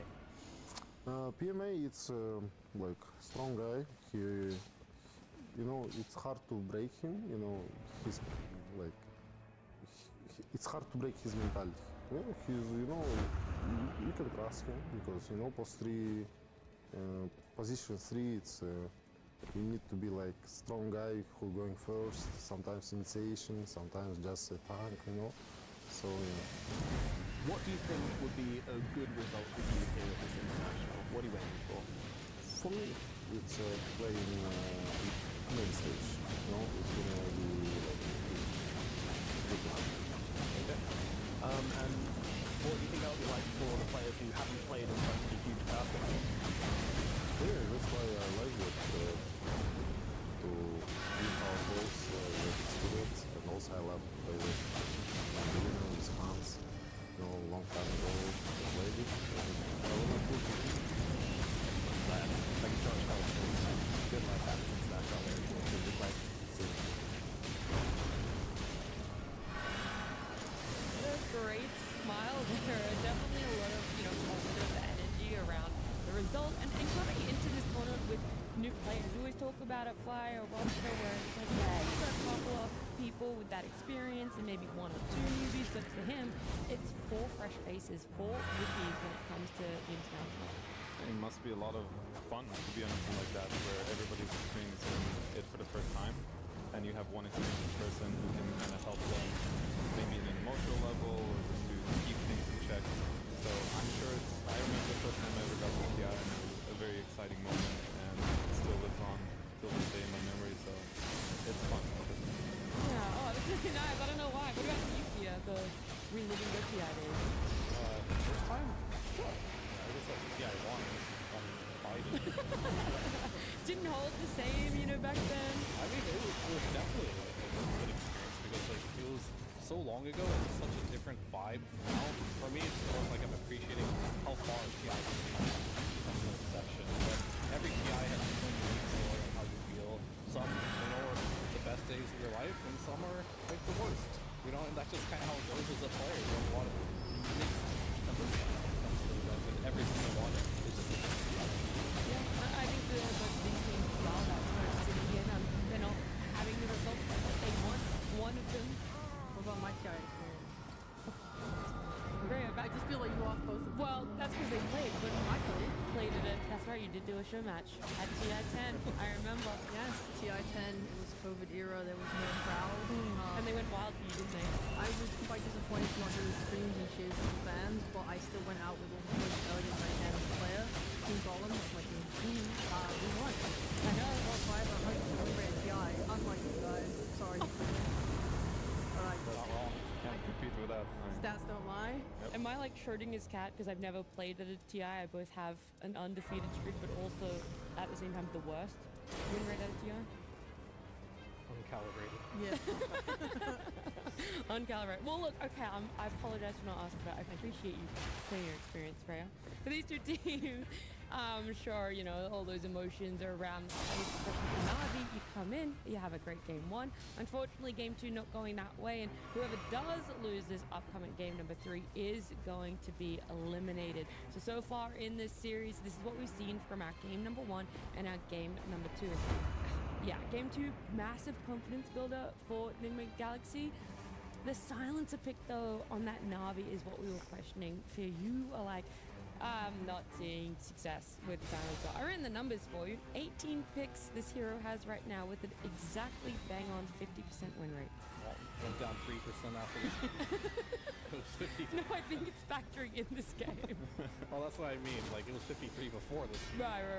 50%. So, I mean, I don't have any more opinions on this hero. I haven't seen it win yet, but clearly it's winning on some of the other streams. It's probably being picked later in the draft is I think a key aspect of that too. No, not really. Okay, great. Awesome. I thought maybe, a little bit of speculation. Nah, alright. Not really. I'm waiting to see, like, the impact of the hero. It might just be hard to notice, and there's a lot of issues outside of just a silencer as well, clearly. And I think if you really want to play the silencer more, I don't mind it, but most of these drafts go wrong later on in the draft. You're not getting very inspiring last picks from some of these teams, and that can really make the game very difficult.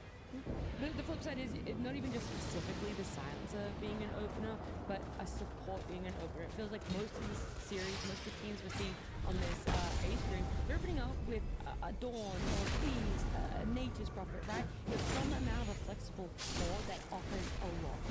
And a silencer just, or a support, really, if you want to be more vague, doesn't feel as impactful when you have first opener. You should look at drafts as sort of building blocks. And when you start with a certain hero, it's kind of your foundation. And some heroes are a lot easier to complete the building blocks. So let's just say you pick a Beastmaster. Okay, now I'm running the Beastmaster game. Right? It's kind of obvious what you're going to need to fill in the gap. It's also a flexible hero. You pick a Silencer, but I guess I'm jump. But as a Silencer, it's not really a strong foundation. Right? You build a house on a strong foundation. The support has to be completely overpowered, auto wins his lane, and has a big impact for it to be first pick worthy, which is why we see some Pugna, because he is kind of imbalanced in the lane. I still don't know if it's really the best first pick. I think building around cores is a lot easier, because the game plan is easier to make. But at least Pugna has a little more merit, so if there's a support, I would choose Pugna. Otherwise, I would like to see a core or a flex hero. Marcy, Beastmaster, and Nature's Prophet, you can play with different roles. Would make it for a much easier time to set. I like that, you know, the idea to look around more rather than just looking at and being like, oh, well, silence are kind of like this way to be annoying, but that's great. How you can build off of that. We're going to see exactly how some adjustments are going to be made between our two teams. Na'Vi, the Galaxy, we got a game number 3 here drawn on the screen. Some questions around exactly what's going to be out. I mean, the band's nothing too crazy out of it here. We have TA, Dying, Naga Siren, So I think the Galaxy still holding true that the TA was a really big issue in game number 1 and really solved it for themselves in game 2. Yeah, I mean, after seeing that gyro pick, I agree. I think if you ban the TA and their next best choice is gyro there, they're on to something. Like, Got the Juice has some specialty heroes, and we'll see if they can make adjustments here or not. And the bans look, I want to say exactly the same, at least from They are. Yeah, Na'Vi as well. So between game 2 and 3, that is. yeah, and I think the Pugna as well, we talked about from game 1, Na'Vi, and how much success they had with it. NGX also plays a good Pugna, so they got first pick again, they stole the Pugna again. Now it's time for Na'Vi to adapt. And there's the adaptation right there. We're going to take away the Marcy, not going for the Silencer. They realized that that did not have the impact as desired, and they definitely felt the pain of this Marcy as well. So I do like how this is evolving into like this game 3 meta, or it's like a series meta update. Is this then for Na'Vi? I mean, obviously that part where it's like, well, we can't let them have it again. You could have used this one ban they have between first and second phase of pick for it, but is there also something about having the Marcy for yourself that's one, that good building block Fly was talking about, and 2 is good against the Pugna?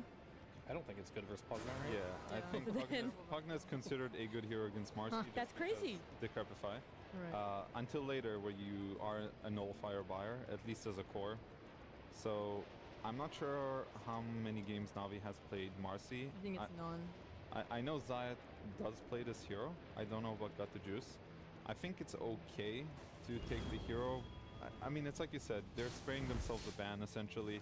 So I don't know if this is more of a let's just take this away from you and then we'll figure it out, or they actually have some kind of strategy of this, because it looks this looks a bit better now. They have some response to Pugna, in my opinion. They have the little shredder for the Pugna word, and I've just been loving Snapfire this tournament. I feel like the hero's been having a lot of impact, and I'm happy to see more of it. Let's be real, you just really like the hero pick screen. I do. It's the so leg, cute. which is very cute. It's very, very adorable. Yeah, I couldn't find, or at least in, I think, this tournament and the last tournament, I don't think anyone's played Marcy. On the side of Na'Vi? Yeah, on the side of Na'Vi. I don't think it's a complicated hero to play, so I believe, and I'm sure maybe they've scribbled it or at least pubbed it. so I don't think it's impossible. But yeah, I don't know what role they're gonna put it into because I cannot find any match history. Sure, I guess that's the more important thing. We know someone on that team will be comfortable in playing it, but where? My only issue with it is straight up just a block pick. Yeah. In the last game, Marcy destroys Silence. Silence are really destroy. Whereas I'm pretty sure Punk is the best support in the game for Marcy in the lane stage.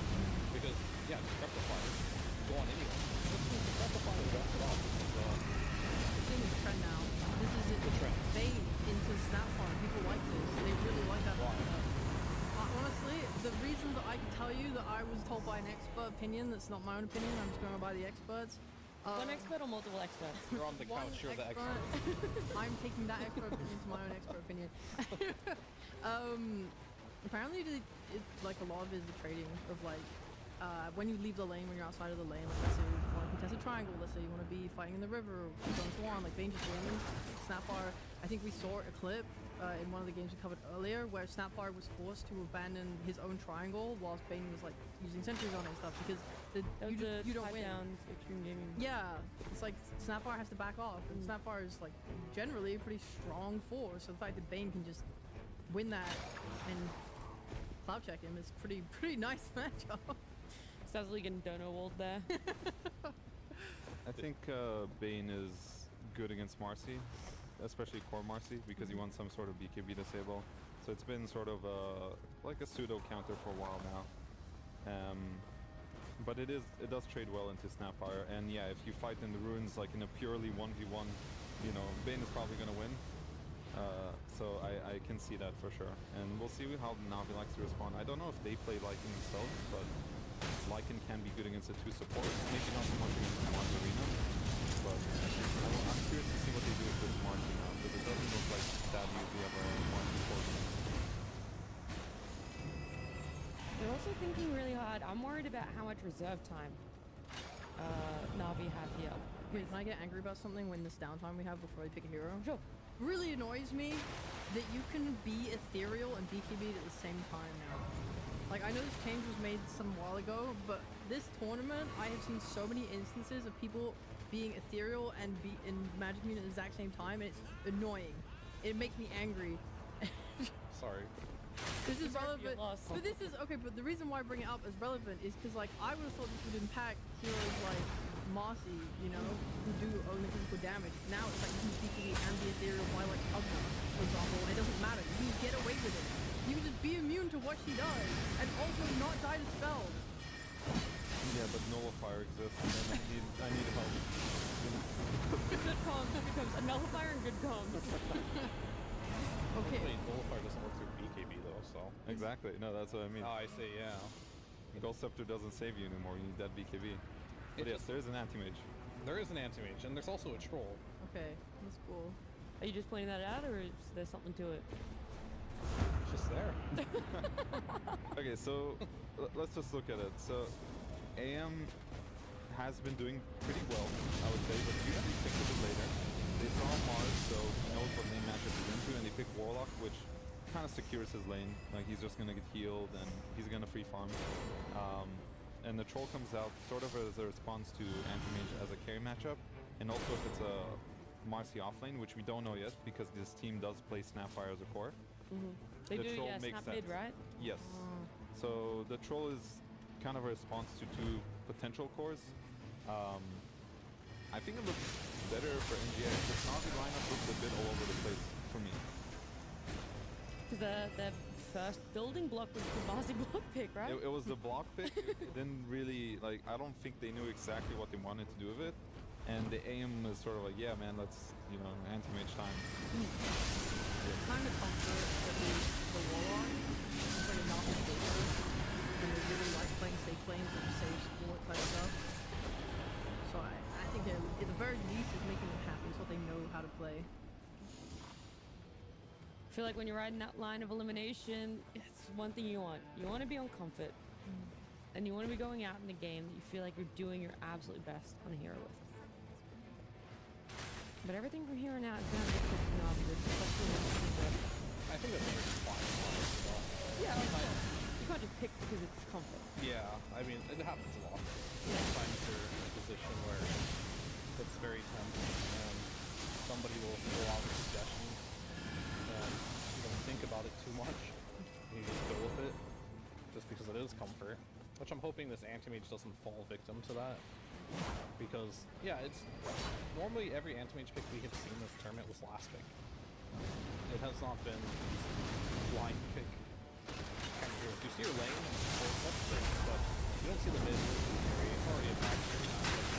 Still playable to some degree, but it's definitely not good for him. And I think this will with anti-mage versus Mars might be fine in the lane, but Mars still under. For his under neutral, Mars is good in there to spear and they have a good lot of that as well. It doesn't look easy, and yeah, I'm really afraid to go over here. You have this Marcy, I'm not sure what they're going to do with it, but it is awesome Marcy, and you're playing with puzzle control. I don't feel like you're going to be very successful. What's your other pivot? Sorry, Snapfire with Marcy? That sounds like a better lane, don't get me wrong. But do you really want to Marcy support and snap off him? Is that good? Not sure, probably not. I'm curious to see what Snow can finish up with, because I think he has plenty of options. He has Mars good setup, he has Bane good setup. He doesn't necessarily need to be another lockdown. Probably he's considering whether Snap is mid or not, if he can play the hero. But even something like Shadowkin could work. Could combo well with the Mars, gives you a stable lane. If they want to go more disable, I'm trying to think what's left that can do well. Maybe a Void Spirit, but could be okay. I think he has options. Depends what he's confident in. I can see them going the more disable route or just more follow-up damage. I think both can work. Yeah, I'm not sure, but because like anti-mage has some counters. I mean, Puck would have been great. Obviously, that got banned. I think Ember was decent too. But you kind of want to be a hero that can lock down anti-mage if possible.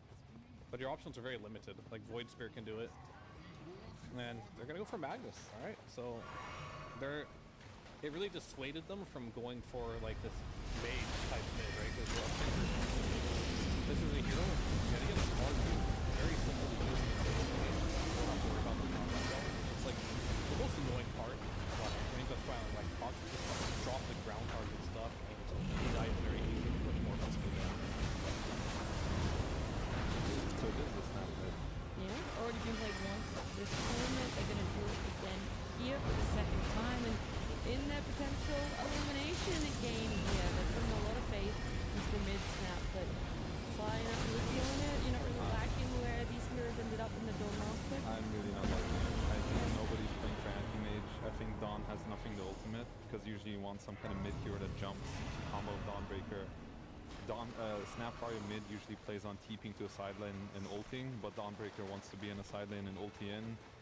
It looks very clunky to me, while NGX just looks very clear what their idea is. Let's buff up this troll, let's make sure he takes objectives. He's gonna 1v5 this game, a bit more like extreme gaming final. So NGX, yeah. Pretty so for it, because I know there's been a couple of times today we blacked the look of Mag, but now we're actually seeing a Mag come out. You're like, yeah, this is a good Mag pick. It's going to the mid, it's coming up against Snapfire. I don't care at all. I love Snapfire. It's one of my favorite heroes. Okay. I'm so thrilled. She in the tiering. Snapfire. Yeah, she's all the way up here. Bias. Yeah, it is biased. I'm so here for it. I can't wait to see how Niku performs. I think he's got it on lock. He's going to make all the space for my anti-mage to get bodied by troll late game. Yeah. How do you play the mid Snap then? Very quickly, like, what is...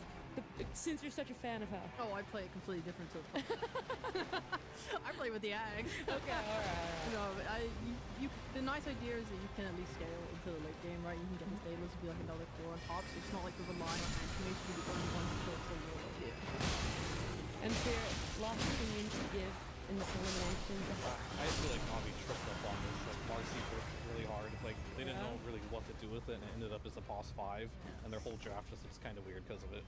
It's not only that, you just feel there isn't anything to a Marcy position 5. It's a Marcy anti-mage lane. I've never seen this before in my life. Okay, well, you're about to see it for the very first time. Everyone else at home as well is going to get to enjoy what is the Navi up against Nigma Galaxy elimination game 3 with Sunshine and Syndrome. It all comes down to this, Cinderman. Who is going to be out of TI? Who's going to be 2 and 3? It's still pretty close to being out of TI, so it's not out of the woods yet. This game 3 is going to be deciding for one of them. Yeah, and I feel like whoever goes through this victorious actually has a pretty good shot. That's the thing. And sometimes you have teams that barely scrape by and then you get the elimination game and you're like, okay, they're like a massive underdog. I feel like either of these teams, when they play their best, can hold a candle to the possible opponent they end up facing tomorrow. So there is a lot on the line here, of course, goes without saying. Yeah, I echo a lot of what the panel said here. I feel like this Na'Vi draft, I'm a big aficionado of Dawnbreaker. Aficionado. As an aficionado myself, I do not like this lineup as Dawn. That's my biggest concern. This was your overall last pick. You have no setup for ulti. Effectively, it seems like they picked PMA's Dawnbreaker as a counter to RP. But the problem is, Dawnbreaker actually isn't the best counter to Mag, because yes, if your teammates get RP, you can ult, then you can just skewer them away. And if he does the full combo RP skewer, you're probably arriving in some really obscure position where you're just landing inside an arena as well. Like, this is going to be really tough. I think the one upside that I see here for Na'Vi is some good potential in their laning, because Marcy Dawn is a really strong lane, and Fear unfortunately will not get what he was talking about, the 5 Marcy. It will be position 4 played by Zaya. Unless, are they lane swapping? No, they're just starting as 3-5. So it will be, that is my biggest upside here. If Marcy Dawn can pop off, it's a very, very strong lane. It's one of the lanes that can kill Troll because the blind of Whirling Axis does not work against Starbreaker. So Dawn has 3 guaranteed connecting hits. She has magic damage from her Celestial Hammer, and Marcy does spell damage with landing. So this lane is playable. Oh boy, Sumail has Skewer. They're setting up a first blood potential onto Niku. That is a big kill as Sumail will grab it. Omar sticking around. That is not a good start for Na'Vi, but brilliant from NGX. Omar tipping Sumail. I guess it was his idea. Or he said, good job, you skewered on Nightmares. Probably the one. Alright, this is the combo we were talking about. Pretty powerful, but Zaya's really the one taking the death instead. I would not advise going for it on level 1. I think this is a lane where you chill, you get level 2, and then your damage is twice as high. Perhaps the concern is if you do it before or at level 2, then Decrepify is coming into the equation. We didn't even talk about that. That's a bigger problem, honestly, because, like, yeah, you can get the Starbreaker hits, but you're only getting them if GH is accounted for. Otherwise, you just decrep the Troll and it's whatever. But at the very least, this top lane for Na'Vi should just be able to farm. Like, you can just play it safe, you can get your stuff on Dawn. You're one of the heroes that doesn't get fully bullied by Troll. But yeah, not off to the hottest start here. However, Warlock Anti-Mage should be doing well. I don't see Mars plus Bane doing all that much against Got the Juice with the Warlock healing him up. So that lane is sustained. Taking the pressure here, Got the Juice. Nice touchdown. Nightmare takes Gritty's out of the equation. Talk to me about the Snapfire bit. It's been a while since I've seen this. Yeah, it's not exactly the most build on this hero. Any different than? Well, it's good for Helm the Dominator because you can cookie the creeps. That's what he's going to go. And then the next item he's queued up is Blink, and then I'm guessing this is an axe to toss in Marcy or Anti-Mage. I mean, it's an early question. I would say Snapfire has 2 build paths. One is focusing on kisses and one is focusing on attack. And I think even if you play it mid, you can focus on the kisses if you don't think it's a good attacking game. Which for me, this one is, it's honestly hard to build right-click snap here. You're playing against Mars, who can block your attacks with Arena. You're playing against Mag, who's going to skewer you, and Troll as a carry matchup. I would rather see Niku just focus on the spellcasting. Maybe go something like Kaya Sanj, focus on the globs, and a ton of artillery. If you want to go the Daedalus route, that would be like much later in the game anyway, right? We've seen the utility mid Snapfires from the past go almost like a supporty type of utility build to start, and then they end up with a Daedalus plus another item, and they're doing a lot of damage. Yeah, that was a different time, though, I feel like. At this point in the game, when you choose your facet on Snapfire, I feel like you're actually largely committing to a path, right? You've chosen full bore, so now your innate is Buckshot, which gives you a chance of having glancing shots, and that kind of sucks later in the game, because the... I don't know, you have 30% chance to do, or excuse me, 25% chance of getting a glancing shot doing less damage. but then you do 30% more with auto attacks in general. But the alternative to full bore, I actually forgot what it's called because I never take it because I always play snap support. The ricochet, right? Just gives way more damage with the bouncing to attacks. that Valve game. Yep. But yeah, if you're not going ricochet, it's definitely not your primary plan to attack, right? PMA. Thought he might be in some trouble there, but you're trying to get as much CS as he can. Only 7 so far in this lane, which is kind of a disaster. That's the lane that you were talking about that had the most upside for Na'Vi. Not the case so far. I fully take it back, honestly. The most upside is bottom, because that one is free. But I will definitely stand on this lane should not be 7-0 CS.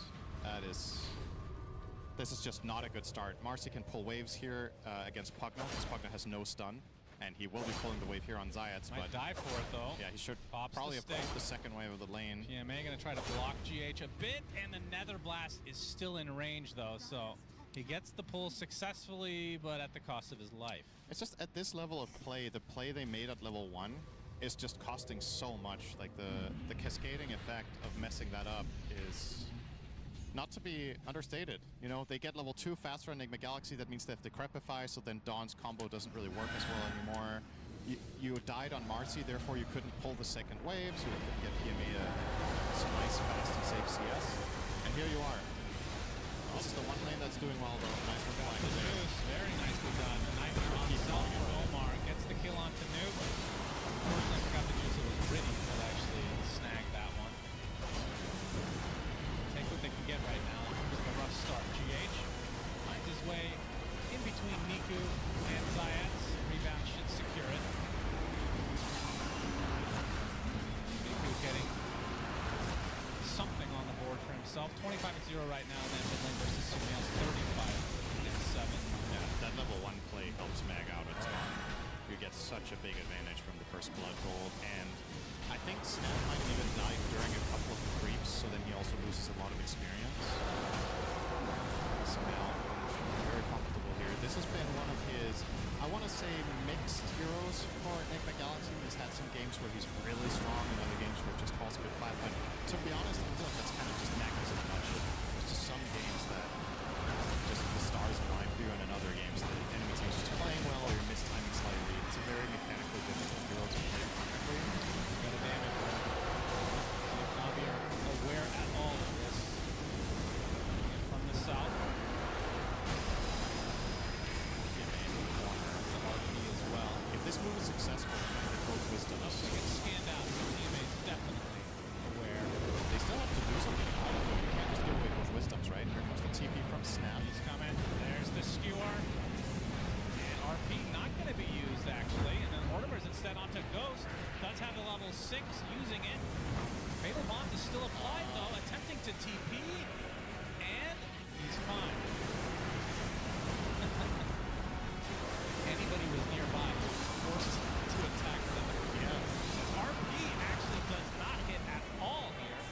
Okay. So NGX opening with the Na'Vi up, well, not the best start. That's a guaranteed kill on Dawn if he RPs right away.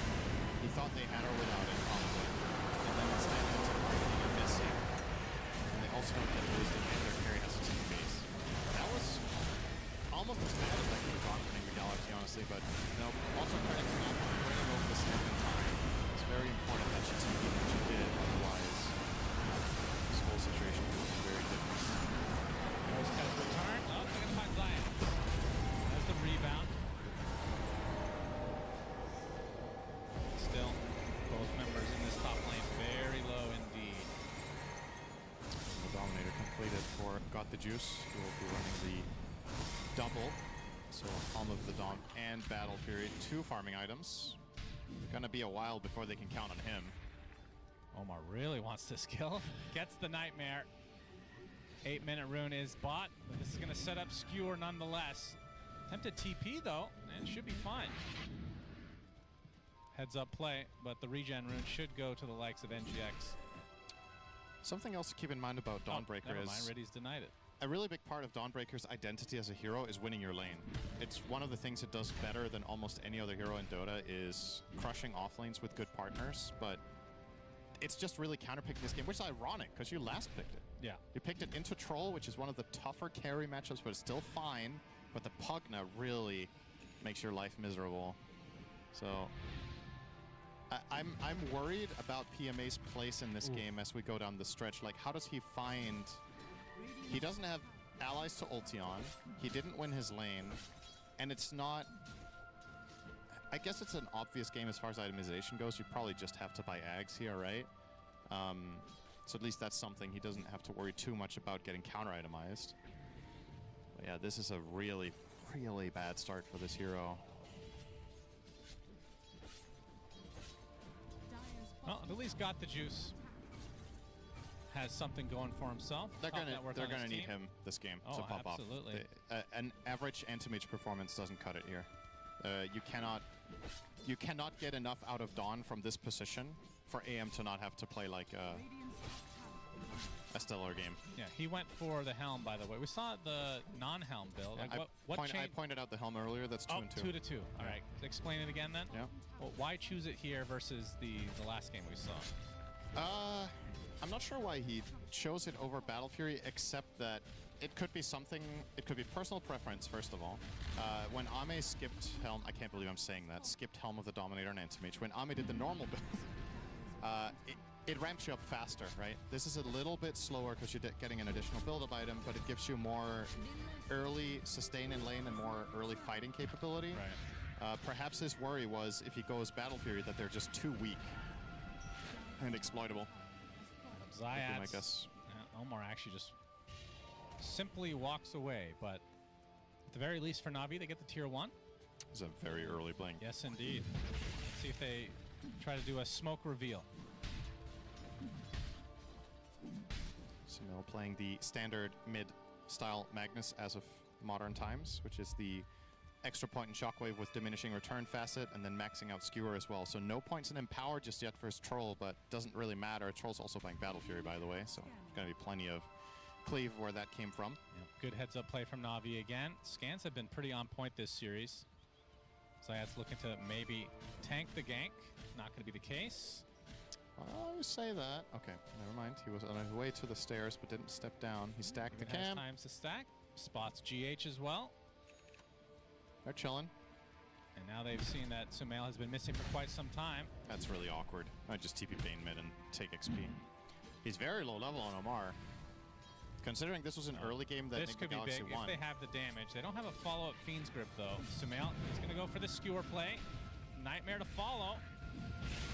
Got the juice, should be fine. In fact, just going to turn this around to Omar. Actually blocks the way completely, so ends up being a free kill for Na'Vi. Yeah. Blink reveal completely ruined. They couldn't RP because they know there's Dawn ulti. So the issue there is not their spell casting, it's that they tried to do it to begin with.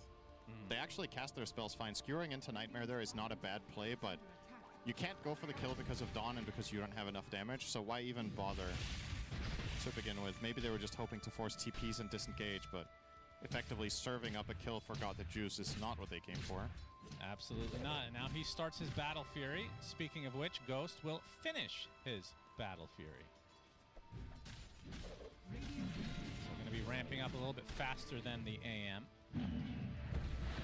CPMA just exactly doing the standard Soul Ring into Ags. Sometimes you see an optional build-up item in between, but this is the normal build for this patch.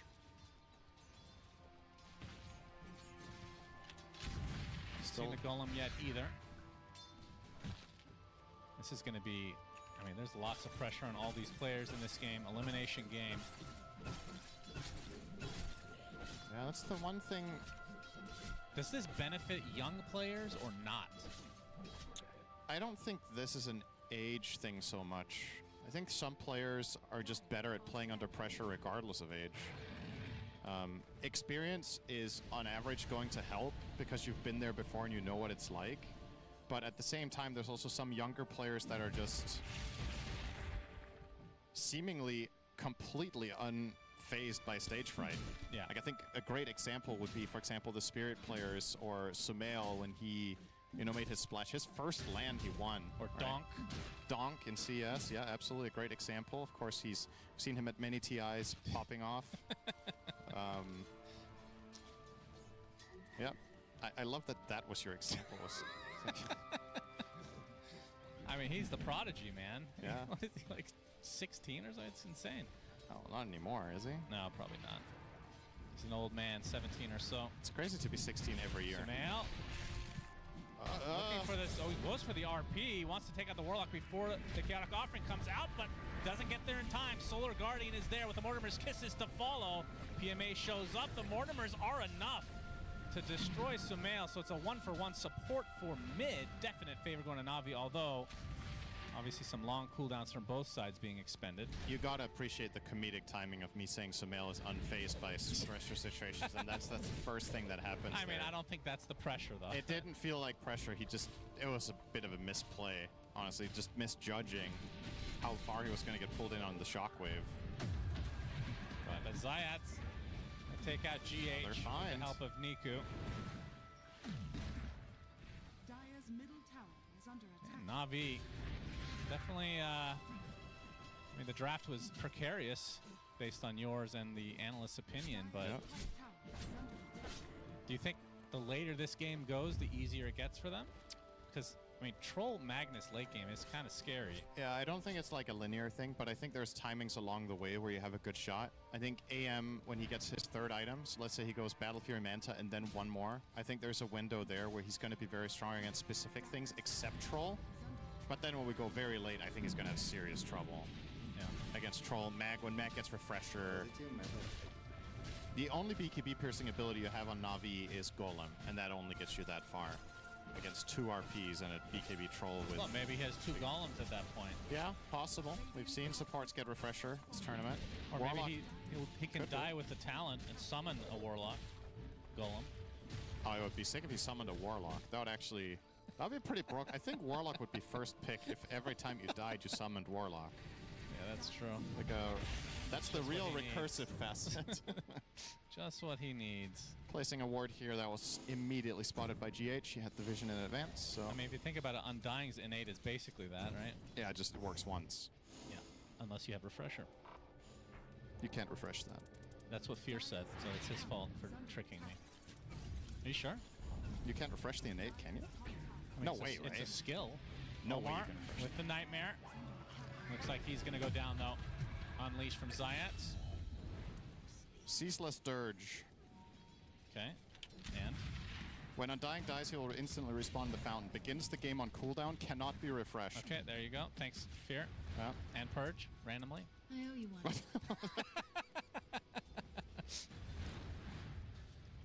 Shout out to Purge. Fake news out there. Yeah. Gotta be careful who you listen to. Of course, a big shout out to Pyrian Flax for no reason. Purge just walked over to the door and shook his head in disapproval and left.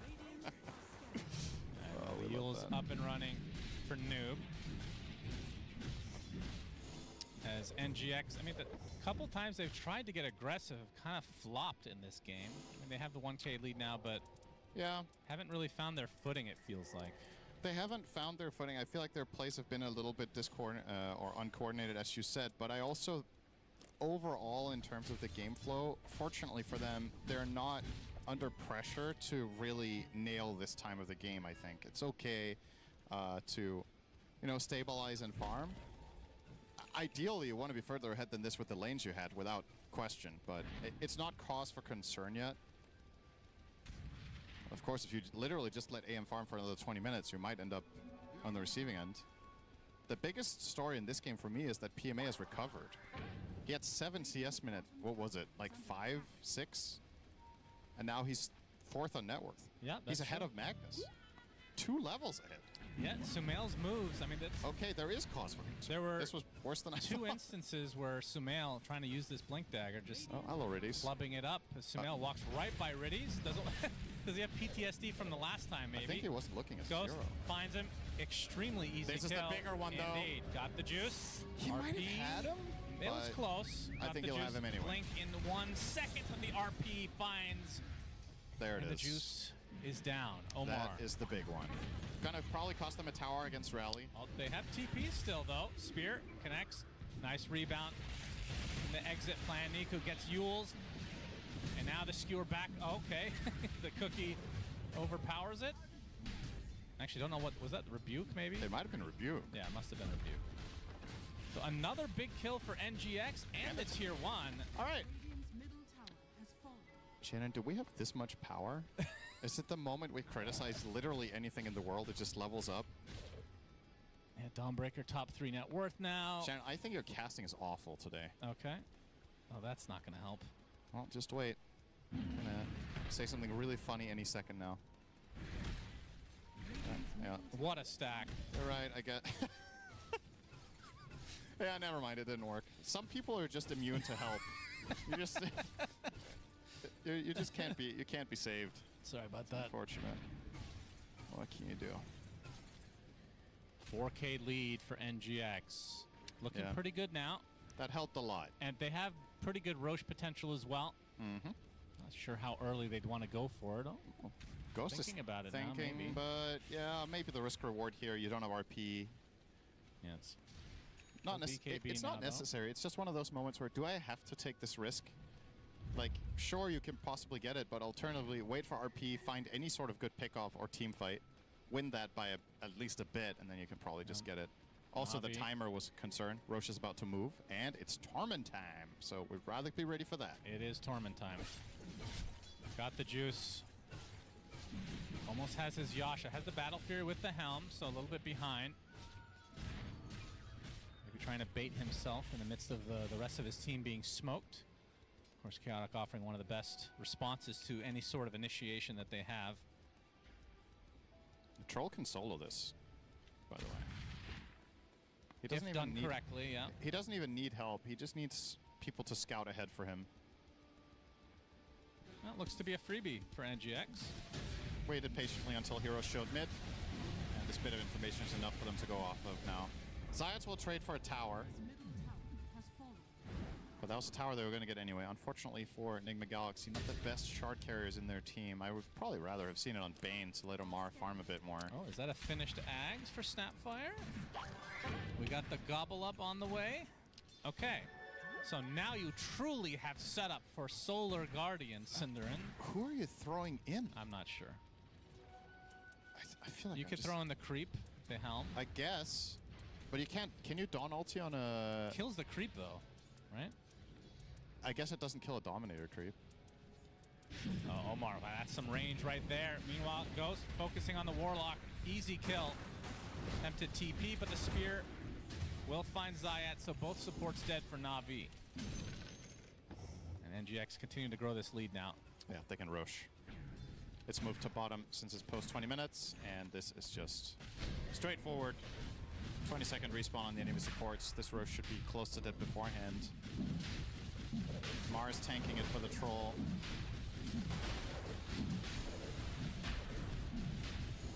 Well, Yep, it does stay alive indeed. all right. But I don't think you can. Can you Solar Guardian on this because it's a creep hero? Not I sure. actually don't know if you can Solar Guardian on this. Well, they scouted out, and Niku looking for maybe a cheeky deny, or maybe even the Roche kill, but not to be. So Ghost secures the Aegis. Meanwhile, Sumail finds his way on top of Niku. And the arena with the grip. That's a lot of ultimate. Solar Guardian to try to save him. PMA with a big Starbreaker onto 3 Heroes of the Chaotic offering to follow. Ghost has to use his ult and the BKB. And now the Dawnbreaker will likely fall as a result. Ghost a little bit left alone at the moment. Of course, has that second life to work with as Noob comes in and destroys Zayats. So in the end of all that, It's a good enough result more for Enigma Galaxy. loss of life for Na'Vi. Yeah, absolutely. 2 for 1, you force Golem and Dawnbreaker ulti, and you expend Arena and RP and Troll ulti, but your cooldowns should be ready again for when it matters. Your obviously, Dawnbreaker, something to keep in mind is the solar charged facet, which makes your ultimate come off cooldown faster, and the 15 talent. But the overlap now, whenever Dawn dies, she's obviously not progressing her ulti at a faster rate than normal. So it is going to be ready basically at the same time as RP, which means there's no real moment of opportunity for Na'Vi to try to overwhelm you. Should be good enough here for the side of Enigma Galaxy. Now here's item number 2 for AM that's worth talking about, is that Manta. He's queuing up Butterfly next. It's tough though, right? Like you're not going to be fighting Troll, I think. You have to kill the supports. Yeah. So, oh, Nightmare, Omar. Yeah, but it was reflected. Nice timing from Got the Juice. And there is the gobble up on top of Omar. Spear, though, hits AM. Solar Guardian to try to heal him up. Does a decent job of that as the Mars Arena does find two, but it's the two supports, neither of which have their ults anyway. And with that, Na'Vi have to exit the premises. So another trade of supports overall. PMA is going to be able to get back to base in all likelihood, but the Shockwave bringing him back. Starbreaker with the Shard. It's enough. Had 5-second cooldown on RP there. Otherwise, that's a dead Dawn as well. So, timing of that fight is barely early enough for Na'Vi. They do save Got the Juice, as you mentioned. They got to keep him going. As we talked about, doesn't really overpower Troll at any point, really. As long as they keep neck and neck in net worth, which they aren't. Troll is even ahead, so he should be just fine. It's a matter of when does AM get strong enough and confident enough that he can just jump and kill Pugna, jump and kill Bane. And, of course, ideally pull off a masterful Manta dodge on some big spell such as RP or perhaps, I don't know if you can Manta dodge Spear. I guess you can just have an illusion get speared instead. Oh, see you later, by the way. Yep, that is a dead Riddies. So NGX expanding their lead now. Ghost is big.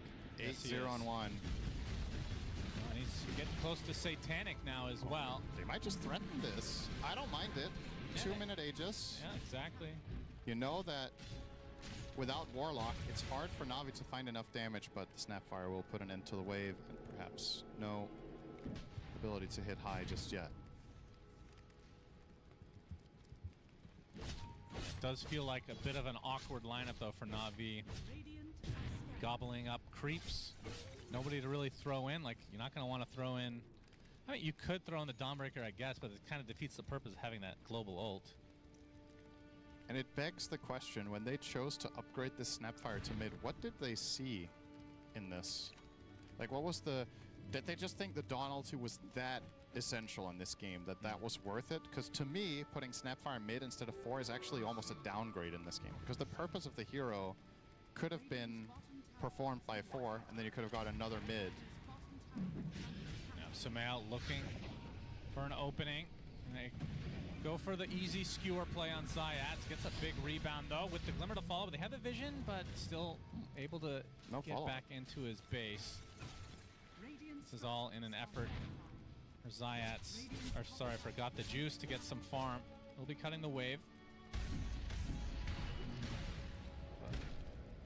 Not going to save. Can he get this tower Ghost? Yes, he can. I think so. Through the backdoor protection. Yes. And yes. He got it. Took a while, but he got through it. Only 20 seconds left on the Aegis. He has a wave mid, so he can start this. He will do exactly that. Solar. Might go for the tower and then at least poke just play at the ranged melee. here. Na'Vi, hello? They might just be giving this up. Someone at the door. That is a melee racks down. Ghost will be very happy with that. Aegis now gone. Okay. Do they just continue even without the Aegis? I mean, what can Na'Vi do exactly? They have no displacement, so they should be able to just save their troll with a Decrepify. Oh, there's the play onto Omar. Bane is out. It cost them a mid-tier 3. Yes, that was quite the cost. And he's going to be back in 30 seconds anyway. Yep. Now, what Negma Galaxy should do is just protect this ward they have. Keep playing this area, stick tight together. You can win a 4v5 here if Na'Vi approach blind. With any sort of good fish from Magnus, you just get a blink skewer on, say, Marcy or Warlock and kill them instantly, or Snapfire. And you retain this hill control. They're also going to try to get themselves the Wisdom for Ghost. Maybe getting his 20 talent. No, I feel they like get it too. So Na'Vi have just put so much pressure on Got the Juice because he hasn't really joined any of these fights really, which means the time he does join, it just has to go perfectly, like literally picture perfect. This is that stereotypical pub game where you're fighting or protecting for your AM to farm 4 items, and then he shows up and gets 1 chance.